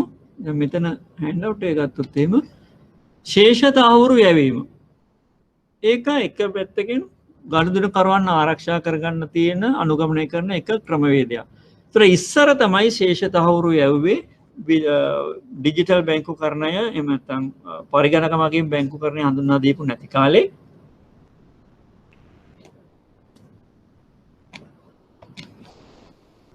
එහෙම නැත්නම් ඔය මොබයිල් ඇප්ස් පාවිච්චි කරන නැති කාලේ දවසකට කළමනාකරු දැන් අපි කළමනාකරුවන් කාලේ උපදෙස් දීලා තිබුණේ දවසකට කළමනාකරු විසින් මුදල් ආපසු ගැනීම දෙකක් right ටිකක් වැඩිපුර මුදල් ගත්තේ වෙන ආපසු ගැනීම දෙකක් අරගෙන පුද්ගලිකව Taman විසින්ම ෆෝර්මයක් තියෙනවා පුරවලා අදාළ ගනුදෙනුකරුට යවන්න ඕන. විශේෂයෙන්ම බද්ධ ගිණුම් වලදී බද්ධ ගිණුම් කරුවන් දෙදෙනාටම යවන්න ඕන. ඒතර ඒ වගේ අවස්ථාවකදී යම්කිසි ගැටලුවක් තියෙනවා නම් ගනුදෙනුකරු වහාම බැංකුව හමු වෙනවා. ඒතර මේ ශේෂ තහවුරු යැවීමකින් ගනුදෙනුකරුට තමන්ගේ ශේෂය පිළිබඳව තහවුරුවක් ලැබෙනවා හරිද නැද්ද කියලා යාට බලා ගන්න පුළුවන්. ඒකාද විද්‍යුත් ක්‍රමවාගෙන් බැංකු කටයුතු කරන නිසා SMS alert එකක් විදියට සියලුම transaction සම්බන්ධයෙන් අදාළ ගිණුම් හිමිකරුගේ ජංගම දුරකථනයට යනවා. ඒක බැංකු යම්කිසි පිරිවැයක් දරාගෙන කරාට මේක හේතු වෙනවා අවිධිමත් එහෙම නැත්නම් වංචාසහගත ගනුදෙනු වලින් බැංකුව සහ ගනුදෙනුකරු ආරක්ෂා වෙනවා. ඊළඟ එක තමයි මොබයිල් බැංකින් ඉන්ටර්නෙට් බැංකින් හරහා අද පුළුවන් ඕන වෙලාවක 24 hours නේ 24 වැඩි කිරීම 7 දවස් 7ෙම පැය 24ෙම ගිණුම පරීක්ෂා කරන්න පුළුවන්. ඒ වගේ අවස්ථාවලදී අනික ගිණුමට ඇක්සස් තියෙනවා. ගිණුමට ඇක්සස් තියෙන නිසා ගිණුම පරීක්ෂා කරන්න පුළුවන්. ඉතින් අද වෙනකොට වෙනදට බැංකුවක ශේෂය බලන්න බැංකුවකටම ගිහිල්ලා අර පොඩි කොලයක් තියෙනවා පුරවලා දෙන්න ඕන බැලන්ස් එක කීයද කියලා බලා ගන්න. අද එහෙම අවශ්‍ය නැහැ.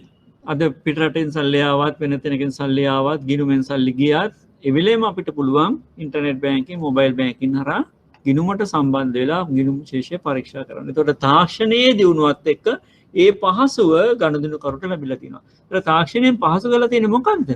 ඇක්සස් එකනේ. දැන් අපි ගිණුමකින් තොරතුරු යමසීම, ගිණුමකින් මුදල් ආපසු ගැනීම, ගිණුමකට මුදල් තැන්පත් කිරීම ඉස්සර කරේ බැංකු බිකොඩ නැගිල්ලකට ගිහිල්ලා ෆෝර්ම පුරවලා දීලා ටෙල හම්බ වෙලා පොලිමේ ගිහිල්ලා කවුන්ටරේට දීලා නේ ඒ දේවල් කරගත්තේ. අද වෙනකොට මේ සියලුම කටයුතු පුළුවන් වෙනවා තමන්ගේ ගෙදර ඉඳන් ඉදන කාමරේ ඉඳන් නේ පහසු තැනක ඉඳන් කරන්න. ඒතකොට බැංකුවට තියෙන ඇක්සස් එක වැඩි කරලා තියෙනවා, පහසු කරලා තියෙනවා. ඕන වෙලාවක ඇක්සස් පුළුවන්. දැන් ඉස්සර බැංකුව ඇරලා තියෙන වෙලාවට විතරයි. අද පැය 24ෙම දවස් 7ෙම ඇක්සස් තියෙනවා. තාක්ෂණයෙන් කරලා තියෙන්නේ ඇක්සස් එක වැඩි කරලා තියෙනවා. මුර වචන නිතර වෙනස් කිරීමට හැකියවීම අන්න තව ආරක්ෂිත ක්‍රමවේදයක් බැංකුව විසින් හඳුන්වා දෙනවා. මොනවාද මුර වචන? එහෙම නැත්නම් පාස්වර්ඩ්. කොහොමද පාස්වර්ඩ්? දැන් මෙතන පාස්වර්ඩ් වර්ග දෙකක් තියෙනවා. එකක් තමයි බැංකුව ඇතුලේ කටයුතු කරන්න බැංකු සේවකයන්ට ලබා දීලා තියෙන පාස්වර්ඩ්. අනිත් පැත්තෙන් ගනුදෙනුකරුවන්ට තමන්ගේ ගිණුමට පිවිසෙන්න දීලා තියෙන පාස්වර්ඩ්. පාස්වර්ඩ් වර්ග දෙකයි. ඒතර මාස 3න් 3ට ඔටෝමැටිකලි ගනුදෙනුකරුවන්ට තමන්ගේ ගිණුමට තියෙන පාස්වර්ඩ් එක වෙනස් කරගන්න, අලුත් කරගන්න කියලා සඳහනක් ඇවිල්ලා ඒක අලුත් කරගන්න අවශ්‍යතාවය එහෙම නැත්නම් අලුත් කරගන්න සිද්ධ වෙනවානේ. ඒක පැත්තක්. ඒකත් ගනුදෙනුකරුගේ ගිණුමට ලබා දීලා තියෙන එක්තරා ආරක්ෂිත ක්‍රමවේදයක්. අනිත් පැත්තෙන් බැංකුවේ ඇතුලේ කටයුතු මුර වචනය නිතර ඔව් දැන් මේක සටහන් කරගන්න අවශ්‍යය මොකද්ද පාස්වර්ඩ් පොලිසි එක? කොයි වගේද පාස්වර්ඩ් එකක් හැදෙන්න ඕන? පාස්වර්ඩ් එකෙන් මොකද්ද කරන්නේ? පාස්වර්ඩ් එකක් කියන්නේ පද්ධතියට පිවිසෙන්න තියෙන යතුර සේවකයන්ට. ඒක තුලින් ගිහිල්ලා ඒගොල්ලන්ට ඕනම කටයුත්තක් කරන්න දෙනවද? නෑ නේ. එහෙමනම් access levels ඒ කියන්නේ පද්ධතියට පිවිසෙන්න පුළුවන් මට්ටම් වෙනස් කරලා තියෙනවා. ඒ මට්ටම් අනුව පාස්වර්ඩ් වෙනස් කරලා තියෙනවා. access levels වෙනස් කරලා. දැන් මේකේ බැලුවොත් එimhe පැහැදිලිව පෙනේ. ගනුදෙනු අනුමත සීමාවන් පවත්වාගෙන යාම අවදානම් දැරිය හැකි සීමාවන් පැනවීම. දැන් මේ අවදානම් හැරියගේ සීමාවන් කියන්නේ ණය අනුමත කිරීමේදී. සීමාවන් පවත්වාගෙන යනවා. සීමාවන් පවත්වාගෙන ගියාම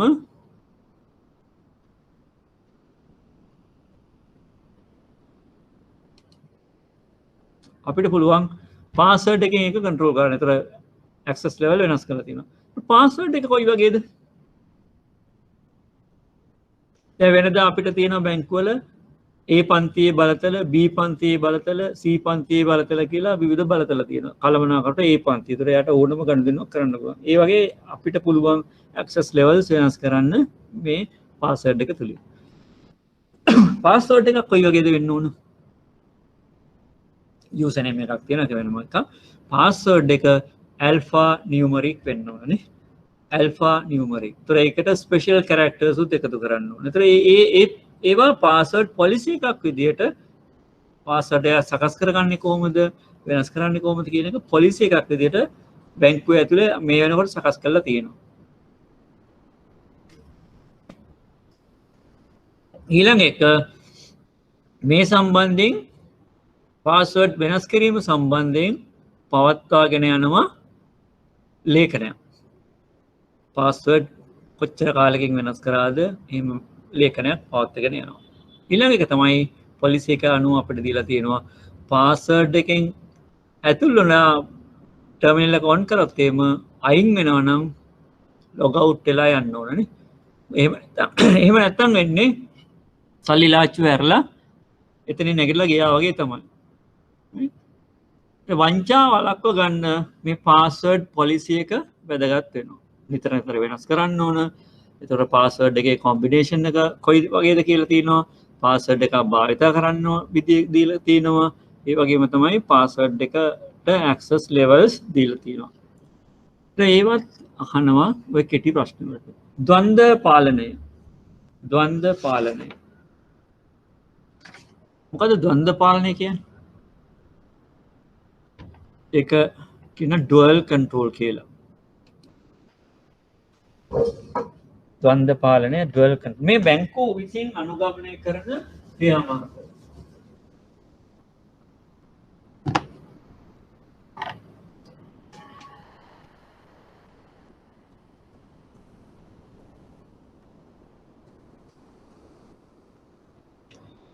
බැංකුවල ඉන්න අය දන්නවා ඩුවල් කන්ට්‍රෝල් කියන්නේ මොකක්ද කියලා.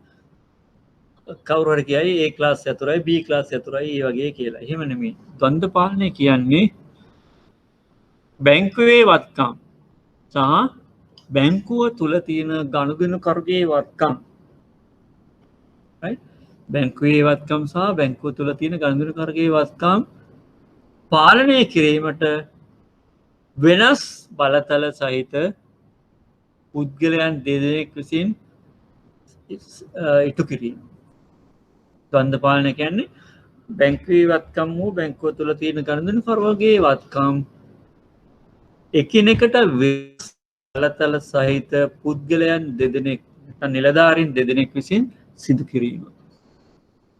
ඒක එතකොට එකිනෙකට වෙනස් බලතල තමයි ඔය A ක්ලාස් B ක්ලාස් කියලා සඳහන් කරන්නේ. ඒත් මොනවද පාලනය වෙන වත්කම්? මූලිකම දේ බැංකුවක් තුළ තියෙන මූලිකම බැංකුව සතු වත්කම මොකද්ද? මුදල් සහ රන් භාණ්ඩ. එතකොට මුදල් කියන්නේ බැංකුවේ වත්කම, රන් භාණ්ඩ කියන්නේ බැංකුව සතු ගනුදෙනුකරුවන්ගේ වත්කම් නේ. අනිත් ඒවා තමයි මොනවද? චෙක් පොත්. වංචාවල් වෙන්න පුළුවන් තැන්.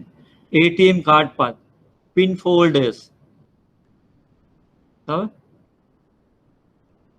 තව සුරැකුම් ගනුදෙනුකරුවන් ණය ලබා ගැනීමේදී ලබා දීලා තියෙන සුරැකුම් ලේඛන, පොරොන්දු නෝට්ටුව, රිසිට් පත.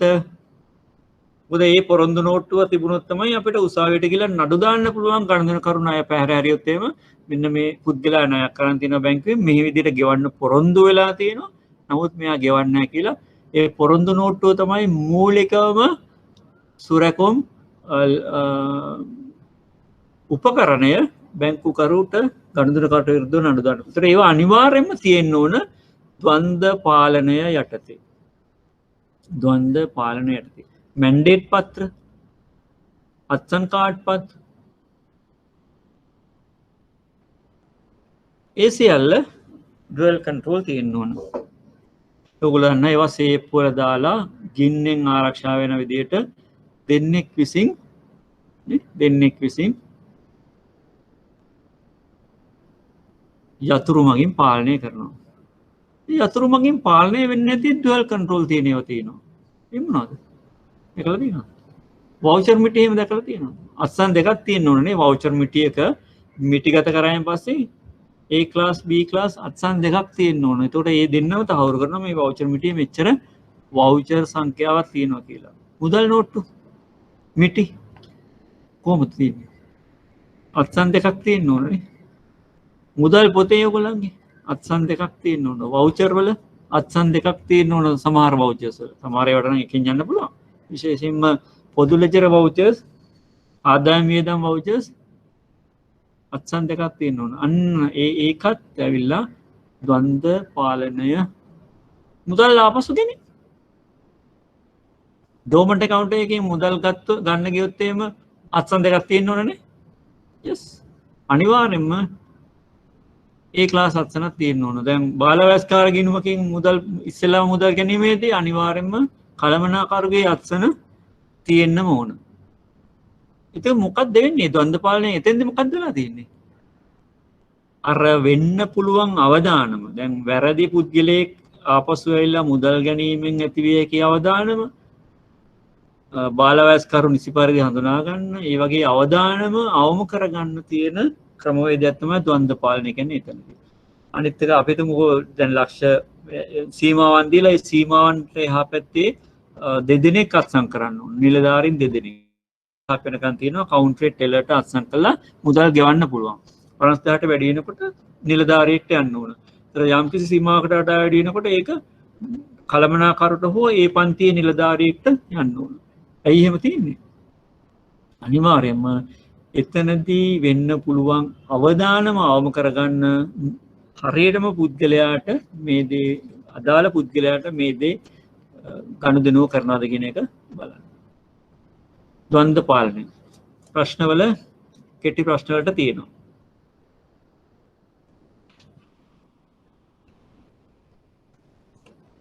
අක්‍රීය ගිණුම් පිළිබඳ පරිචය.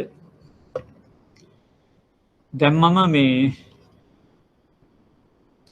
12 මාර පව් වෙලා තියෙන්නේ ගැටලුවක් නෑ නේද? මේ තව පොඩ්ඩක් වෙලා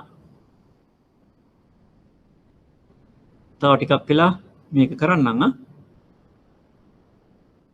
12 මාර දැන් පව් වුණා, වෙලාව පව් වුණා. මම එන්න ප්‍රමාදයක් තියෙන මම ටිකක් වෙලා තව කරන්නම්.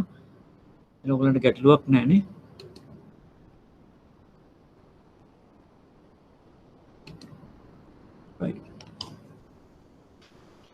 අක්‍රීය ගිණුම්. මොනවද අක්‍රීය ගිණුම් කියන්නේ?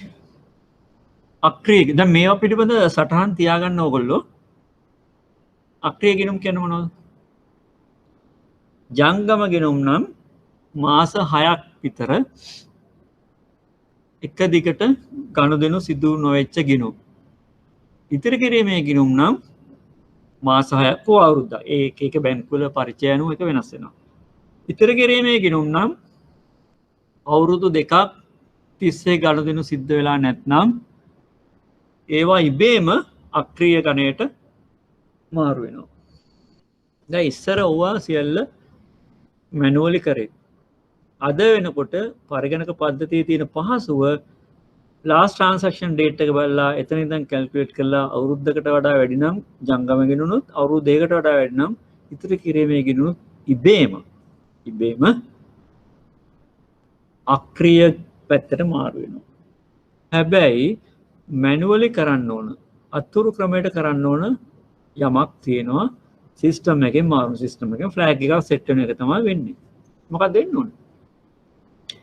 ජංගම ගිණුම් අක්‍රීය ගිණුම් වලට අදාළ මැන්ඩේට් පත්‍රයක් සහ අත්සන් කාඩ් පතක් තියෙනවා. ඒක ද්වන්ද්ව පාලනයේ තියෙන්න ඕන බැංකු ශාඛාව තුල. හරි.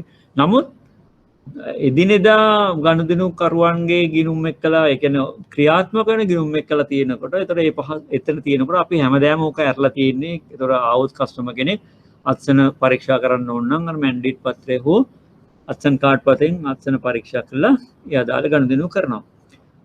ඒතර යම්කිසි අක්‍රීය ගිණුමක එකක් මෙහෙම හැමදාම තියෙනකොට වෙන්නේ යම් වංචා සහගත පුද්ගලයෙක් අභ්‍යන්තර සේවකයෙක් වෙන්න පුළුවන් මේ අත්සන අනුකරණය කරන්න පුළුවන් නම් එයාට පුළුවන් මේ ගිණුම් වල මුදල් ආපසු ගන්න.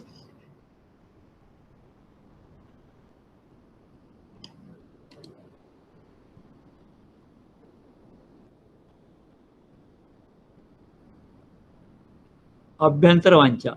right? අභ්‍යන්තර වංචා. ගොඩක් අවස්ථා තියෙනවා ඒ වගේ අක්‍රිය ගිණුම් වලින් මුදල් ආපසු ගත්තු අවස්ථාවල්. ඒවා වළක්ව ගන්න පුළුවන් අපිට මෙන්න මේ ද්වන්ද පාලනය තහවුරු කරාම. වහාම කරන්න ඕන දේ තමයි බැංකුවේ නිලධාරීන් දැන් හැමදාම වාර්තාවක් එනවනේ පරිගණක පද්ධතියෙන් හැමදාම අක්‍රිය දැන් ඉස්සර අවුරුද්දට එක වතාවක් එතකොට අවුරුද්ද දෙවතාවක් තමයි අක්‍රිය මාරු කරන්නේ. අවුරුද්දට ඒතර ඒවා වෙන වෙනම ලාස්ට් ට්‍රාන්සැක්ෂන් ඩේට් එක ලෙජර් එකෙන් පරීක්ෂා කළා 6:30ට හෝ 12:31ට ගොඩක් වෙලාට 6:30ට තමයි ඔක කරන්නේ හේතුව 12:31ට වෙන වැඩ තියෙන නිසා. නමුත් අද එනකොට හැමදාම ලාස්ට් ට්‍රාන්සැක්ෂන් එක ඩේට් එක බලලා එදා ඉඳන් අවුරුදු 2 හෝ අවුරුද්ද පැනපු ගිණුම් වල රිපෝට් එකක් එනවා. ඒතකොට ඒ වෙලාවට එන්නේ සමහරට ගිණුම් 10 15 ඒ වගේනේ. අයි හැමදාම රිපෝට් එක එනවනේ. ඒ වගේ අවස්ථාවල පහසුයි. ඒ අදාළ මැන්ඩේට් පත්‍රය සහ අත්සන් කාඩ් පත සේප්පු ගත කරන්න ඕන. ඒක හැමදාම එළියට ගන්න එකක් නෙමෙයි. එතකොට කිසිම අවස්ථාවක වංචා සහගත පුද්ගලයෙක්ට අර අත්සන බලලා අනුකරණය කරන්න පුළුවන් අවස්ථාව මග හැරෙනවා. යම්කිසි ගනුදෙනුකරුවෙක් ආවහම යම් ගනුදෙනුකරුවෙක් ආවම ඔහුව මතක තියාගන්න පුද්ගලිකව හඳුනා ගන්න ඕන. අක්‍රිය ගිණුම් පිළිබඳ පරිච්ඡේදය තියෙන්නේ අර වගේ අවුරුද්දකට වතාවක් හෝ අවුරුද්දයකට වතාවක් තුල ට්‍රාන්සැක්ෂන් සිද්ධ වෙච්ච නැති ඒවා අක්‍රිය පැත්තට මාරු වෙනවා. ඒ අවස්ථාවේදී අත්සන් කාඩ් පත සහ මැන්ඩේට් පත්‍රය සේප්පුවට මාරු කරන්න ඕන. යම්කිසි ගනුදෙනුකරුවෙක් ආවොත් මොකද වෙන්නේ? ඒ පුද්ගලයා පුද්ගලිකව බැංකුවට එන්න ඕන. පුද්ගලිකව අදාළ නිලධාරිය හම්බෙන්න ඕන. එහෙම නැතුව වෙන කෙනෙක්ගේ අතේ එවලා අක්‍රිය ඉවත් කරන්න බෑ. පුද්ගලිකව කළමනාකරුවෝ අදාළ නිලධාරිය මුණ ගැහිලා තමන්ගේ අනන්‍යතාවය ඔප්පු කරන්න ඕන. එතකොට අනන්‍යතාවය පිළිබඳ සෑහීමකට පත් වුණොත් විතරයි අක්‍රීය කියන ෆ්ලෑග් එක අයින් කරන්නේ. අක්‍රීය කියන ෆ්ලෑග් එක අයින් කරන්නේ. ඒ අක්‍රීය ගිණුම අයින් කිරීමේදී අනිවාර්යයෙන්ම ඒ පන්තියේ බලතල සහිත ඒ කියන්නේ ඒතොර එයාටත් එතෙන්දී පරීක්ෂා කරන්න නැති. ගොඩක් වෙලාවට කරන්නේ B පන්තිය අසන දාලා ඉවෙන් පස්සේ එයා නිකන් අහක බලාගෙන අසන. නමුත් එයාට වගකීමක් තියෙනවා අවශ්‍ය නම් සැකයක් આવොත් එම ගනුදෙනුකරු ගෙන්නලා පරීක්ෂා කරලා නැවත තහවුරු කරගන්න ද්වන්ද පාලනයේදී ඒක තමයි සිද්ධ වෙන්න ඕන. මේ ඉන්ඩිපෙන්ඩන්ට් නිලධාරී දෙන්න වෙන වෙනම ගනුදෙනුකරුව පරීක්ෂා කරන්න පුළුවන් එයාට. තහවුරු වුණායින් පස්සේ තමයි මේ ගෙවීම සිද්ධ වෙන්නේ. හේතුව අක්‍රීය ෆ්ලෑග් එක අයින් වුණාම ඕන තරම් මුදල් ගන්න පුළුවන් ඒකෙන්. ඊළඟ එකක් ඔතෙන්ටම එනවා අත්හල දීපල. අත්හල දීපල abandoned property. අත්හල දීපල.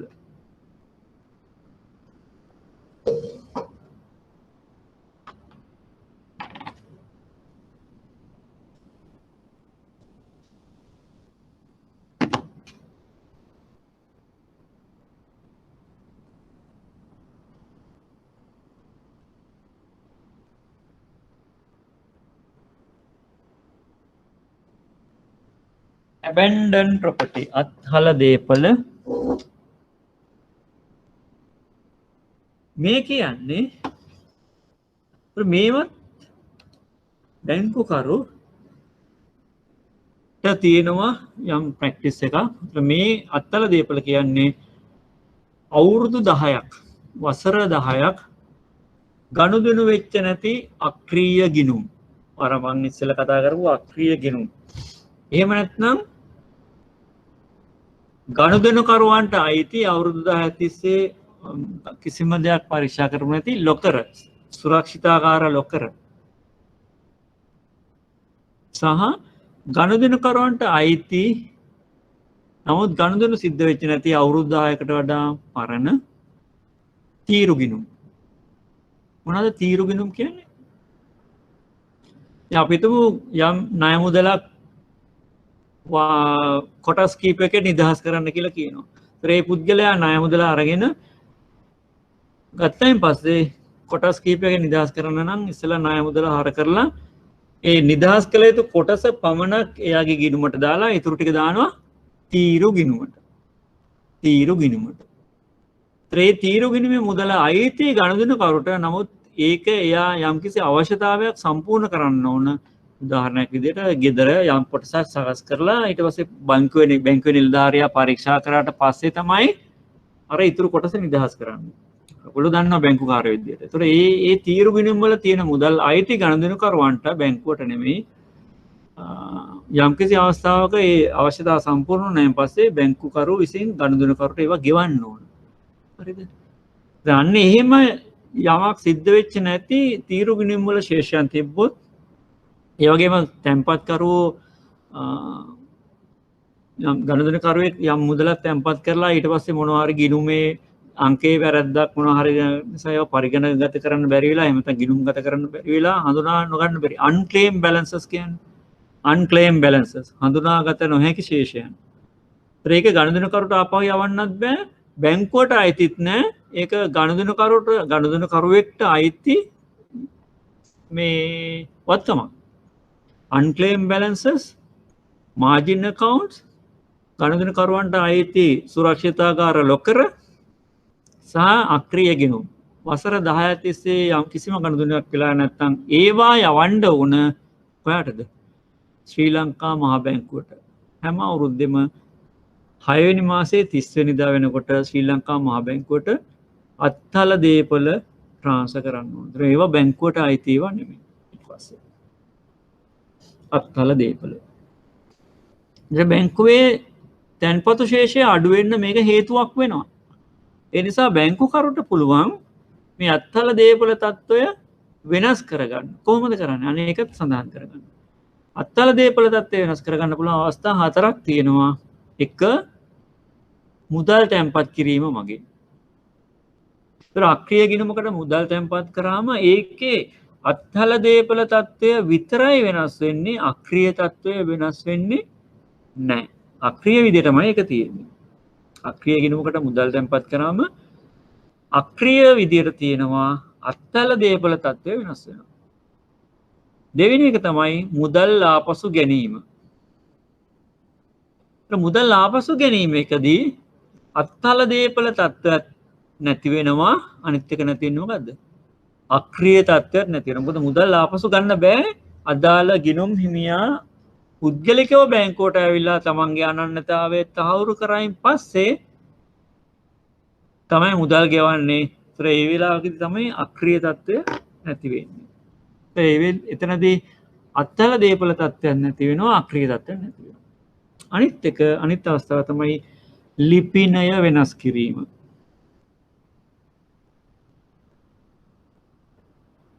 දැන් ඔය සුරක්ෂිතාගාර ලොකර වගේ ඒවා සමහරට ලිපිනය වැරදිලා නිසා මේ වෙන තැනක ඉන්න නිසා වෙන්න පුළුවන්. ලිපිනය වෙනස් කිරීමකින් පුළුවන් අපිට ඒ තත්ත්වය නැති කරගන්න. අනිත් අවස්ථාව තමයි පාස්පොත යාවත් කාල කිරීම. පාස්පොත යාවත් කාල කිරීම. නැත්නම් ගිණුම යාවත් කාල කිරීම. මුදල් ආපසු ගැනීම, මුදල් තැන්පත් කිරීම, ලිපිනය වෙනස් කිරීම සහ ගිණුම යාවත් කාල කිරීම අප්ඩේට් කිරීම මගින් පුළුවන් අත්හල දීපල තත්ත්වය ඉවත් කරගන්න. එතනදී මුදල් ආපසු ගැනීමේදී විතරයි අත්හල දීපල තත්ත්වයත් අක්‍රීය තත්ත්වයත් දෙකම ඉවත් වෙන්නේ. ඒ නිසා බැංකුකරු ඊටාම පරිස්සමින් කරන්න ඕන එක තමයි අක්‍රීය තත්ත්වය ඉවත් කරන එක. මොකද වැරදි පුද්ගලයෙක් ඇවිල්ලා මේ දේ කරොත් එimhe ඔහු ගිණුමේ මුදල ආපසු ගන්නවා. ඒකට මෙහියුම් අවදානමක් ගොඩ නැගෙනවා. ඊළඟ නවීන තාක්ෂණයේ භාවිතය පිළිබඳ ගනුදෙනුකරුවන්ව දැනුම්වත් කරන්න ඕන. ඒ කියන්නේ එක පැත්තකින්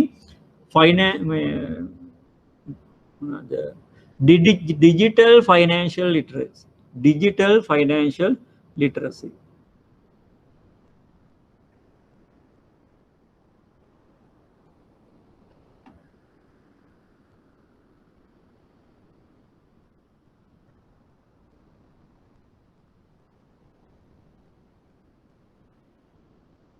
තව එකක් කතා කරලා අපි නවත්තන්නම් මේකට අදාළ වෙන මුල්‍ය උපකරණ වැරදි අලෙවිය.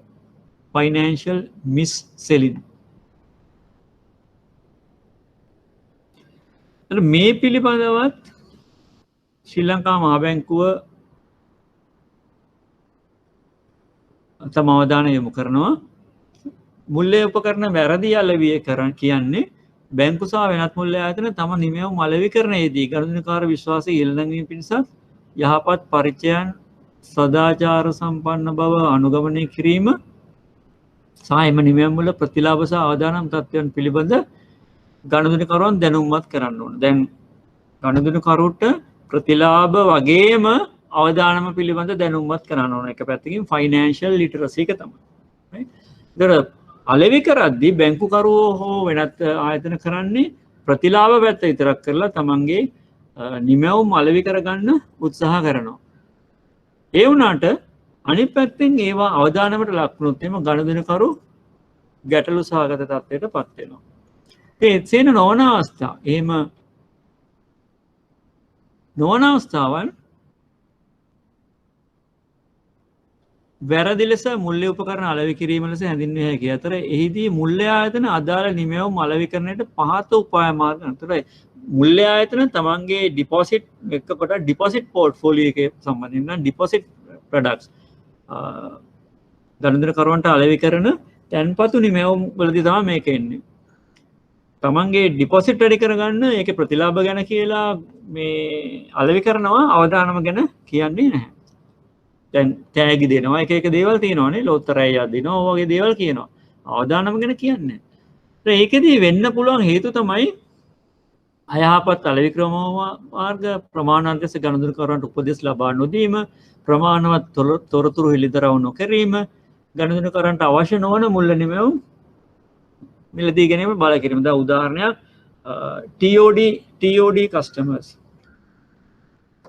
TOD ගනුදෙනුකරුවන් අයිරාගත්තු ගනුදෙනුකරුවන් තමයි බැංකු කළමනාකරුවට කන්ට්‍රෝල් කරන්න පුළුවන් පහසුමයි. මොකද ඒගොල්ලන්ට අයිරා අවශ්‍ය නම් ගනුදෙනුකරු මේ කළමනාකරුව ෂිප් එකේ තියාගන්නවා. ඉතින් ඒ වගේ අවස්ථාවලදී දැන් බැංකු වල එනවනේ ඔය එක ඩිපොසිට් මොබිලයිසේෂන් වෙලාවලදී ඒ වගේ අවස්ථාවලදී අර TOD කස්ටමර්ස්ලාට තමයි මූලික ඉස්සෙල්ලාම මේව අලෙවි කරන්නේ. අලෙවි කරලා සමහරට ඒ නිමැවුමම අපේට තියලා පර්මනන්ට් OD එක මාක් කරනවා. ඔන්න ඔයගේ විවිධ වැරදි දේවල් සිද්ධ කරනවා. ඒවා ගනුදෙනුකරුට අවශ්‍ය නැහැ ඒක මිලදී ගන්න. නමුත් බැංකුකරු එහෙම නැත්නම් කළමනාකරුව තරහ කරගන්න බැරි හින්දා ඒක මිලදී ගන්නවා. මේ හැම අවස්ථාවකදීම ගනුදෙනුකරු අපේක්ෂා නොකළ නිමැවුම් මිලදී ගන්න ඌව පොළඹවන ඒක තමයි ෆයිනෑන්ෂල් මිස්සෙලින් කියන්නේ. ගොඩක් කලාට අපේ බැංකු පද්ධතියේ ඉන්න බැංකු මේ මිස්සෙලින් එක කරනවා. ඒ නිසා තමයි මේ දවස්වල ඔය අවුරුදු ගනුදෙනු වලදී එක එක ගිණුම් වල ප්‍රවර්ධනය කිරීමේදී තෑගි දෙන්න එපා කියන එක ශ්‍රී ලංකා මහා බැංකුව අවධාරණය කරන්න. ඉතින් එහෙම නැති තැනුත් තියෙනවා. නමුත් ඒක කරන්න බෑ. සංකීර්ණ සාවය සහ වැරදි අලෙවිය. ව්‍යුත්පන්න උපකරණ ඔයගලන්ට මම ඉස්සෙල්ලත් කිව්වා සංකීර්ණ වැඩි. ඒතකොට ඒ වාගේ අවදානම පිළිබඳ සාමාන්‍ය ගනුදෙනුකරුවෙක්ට හඳුනා ගන්න බෑ. රයිට්? ඒතර ඒකේ ප්‍රතිලාභ සම්බන්ධයෙන් කිව්වට අවදානම සම්බන්ධයෙන් කියන්නේ නැහැ. ඒතර මෙවැනි සංකීර්ණ නිමැවුම් අලෙවි කිරීම තුළින් ඇවරේජ් කස්ටමර්ට පාඩු වෙන්න පුළුවන්. ඒතර මේ සංකීර්ණතාවයේ මුල්‍ය නිමැවුම් වල වැඩි වෙනකොට වැරදි අලෙවිය වැඩි වෙනවා. මේ තියන්නේ බලපෑම මුල්‍ය ආයතනට බලපෑම දඩවලට යටත් වීම මිස්සෙලින් කරලා තිබොත් එම අර කම්ප්ලයන්ස් යටතේ දඩ ගහන්න පුළුවන්. කීර්ති නාමයට හානි වීම ගනුදෙනුකරුවන්ට වන්දි ගෙවීමට පවා ඇතැම් අවස්ථාවල සිදුවීම. ගනුදෙනුකරුවන්ට බලපෑම අනපේක්ෂිත මුල්‍ය දුෂ්කරතාවලට මුහුණ දීම ජීවිත හානි ඇයි තමන්ගේ නිමැවුම්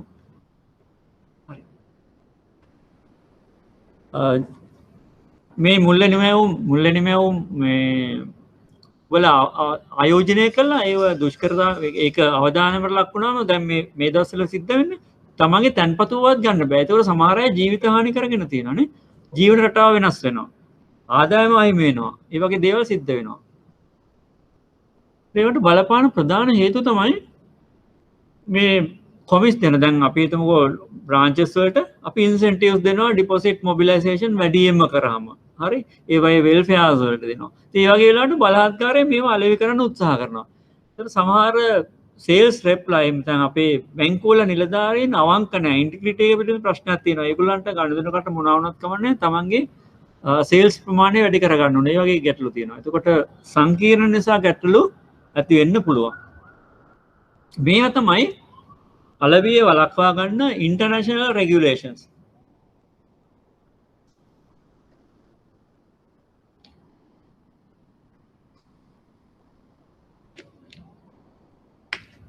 කියලා තේරුම් ගන්න පුළුවන්. මේවා තමයි ලෝකල් රෙගියුලේෂන්ස්. ගණදෙනකාර ප්‍රඥප්තිය තුළම තියෙනවා ගණනකරුවන්ව දැනුම්පත් කරන්න ඕන. මේ සුරකුම්පත් කොමිෂන් සභාව සෙක් එක විසින් කොටස් මිලදී ගැනීම පිළිබඳ දැනුම්පත් කරනවා. ශ්‍රී ලංකා රක්ෂණ නියාමන කොමිෂන් සභාව. ඔයගොල්ලන් අහලා ඇති ඇඩ්වර්ටයිස්මන්ට් එනවා කොහොමද මේව කරන්න ඕන කියලා. ඉතින් මේවා තමයි ලෝකල් රෙගියුලේෂන්ස්. මේක ගැනත් සමහර අවස්ථාවලදී අහලා තියෙනවා. එහෙනම් මම හිතන්නේ අදට අපි ටිකක් වැඩිපුර කතා කරා වෙලාවත් වැඩිපුර ගියා. එහෙනම් අතට මම නවත්තන්නම්. අපි ලැබෙන සතියේ ගනුදෙනුකාර ප්‍රඥප්තිය සහ ඉතුරු දේවල් ටික කතා කරමු. මේ ගනුදෙනුකරුවන්ගේ විශ්වාසවන්තභාවය වැඩි කිරීම සම්බන්ධයෙන් තවදුරටත් මොනවද තියෙන්නේ කියන එක සහ අවදානම කියන හෑන්ඩ් අවුට් එක මට මතක විදිහට අවදානම ගැන අපි කතා කරේ නැහැ.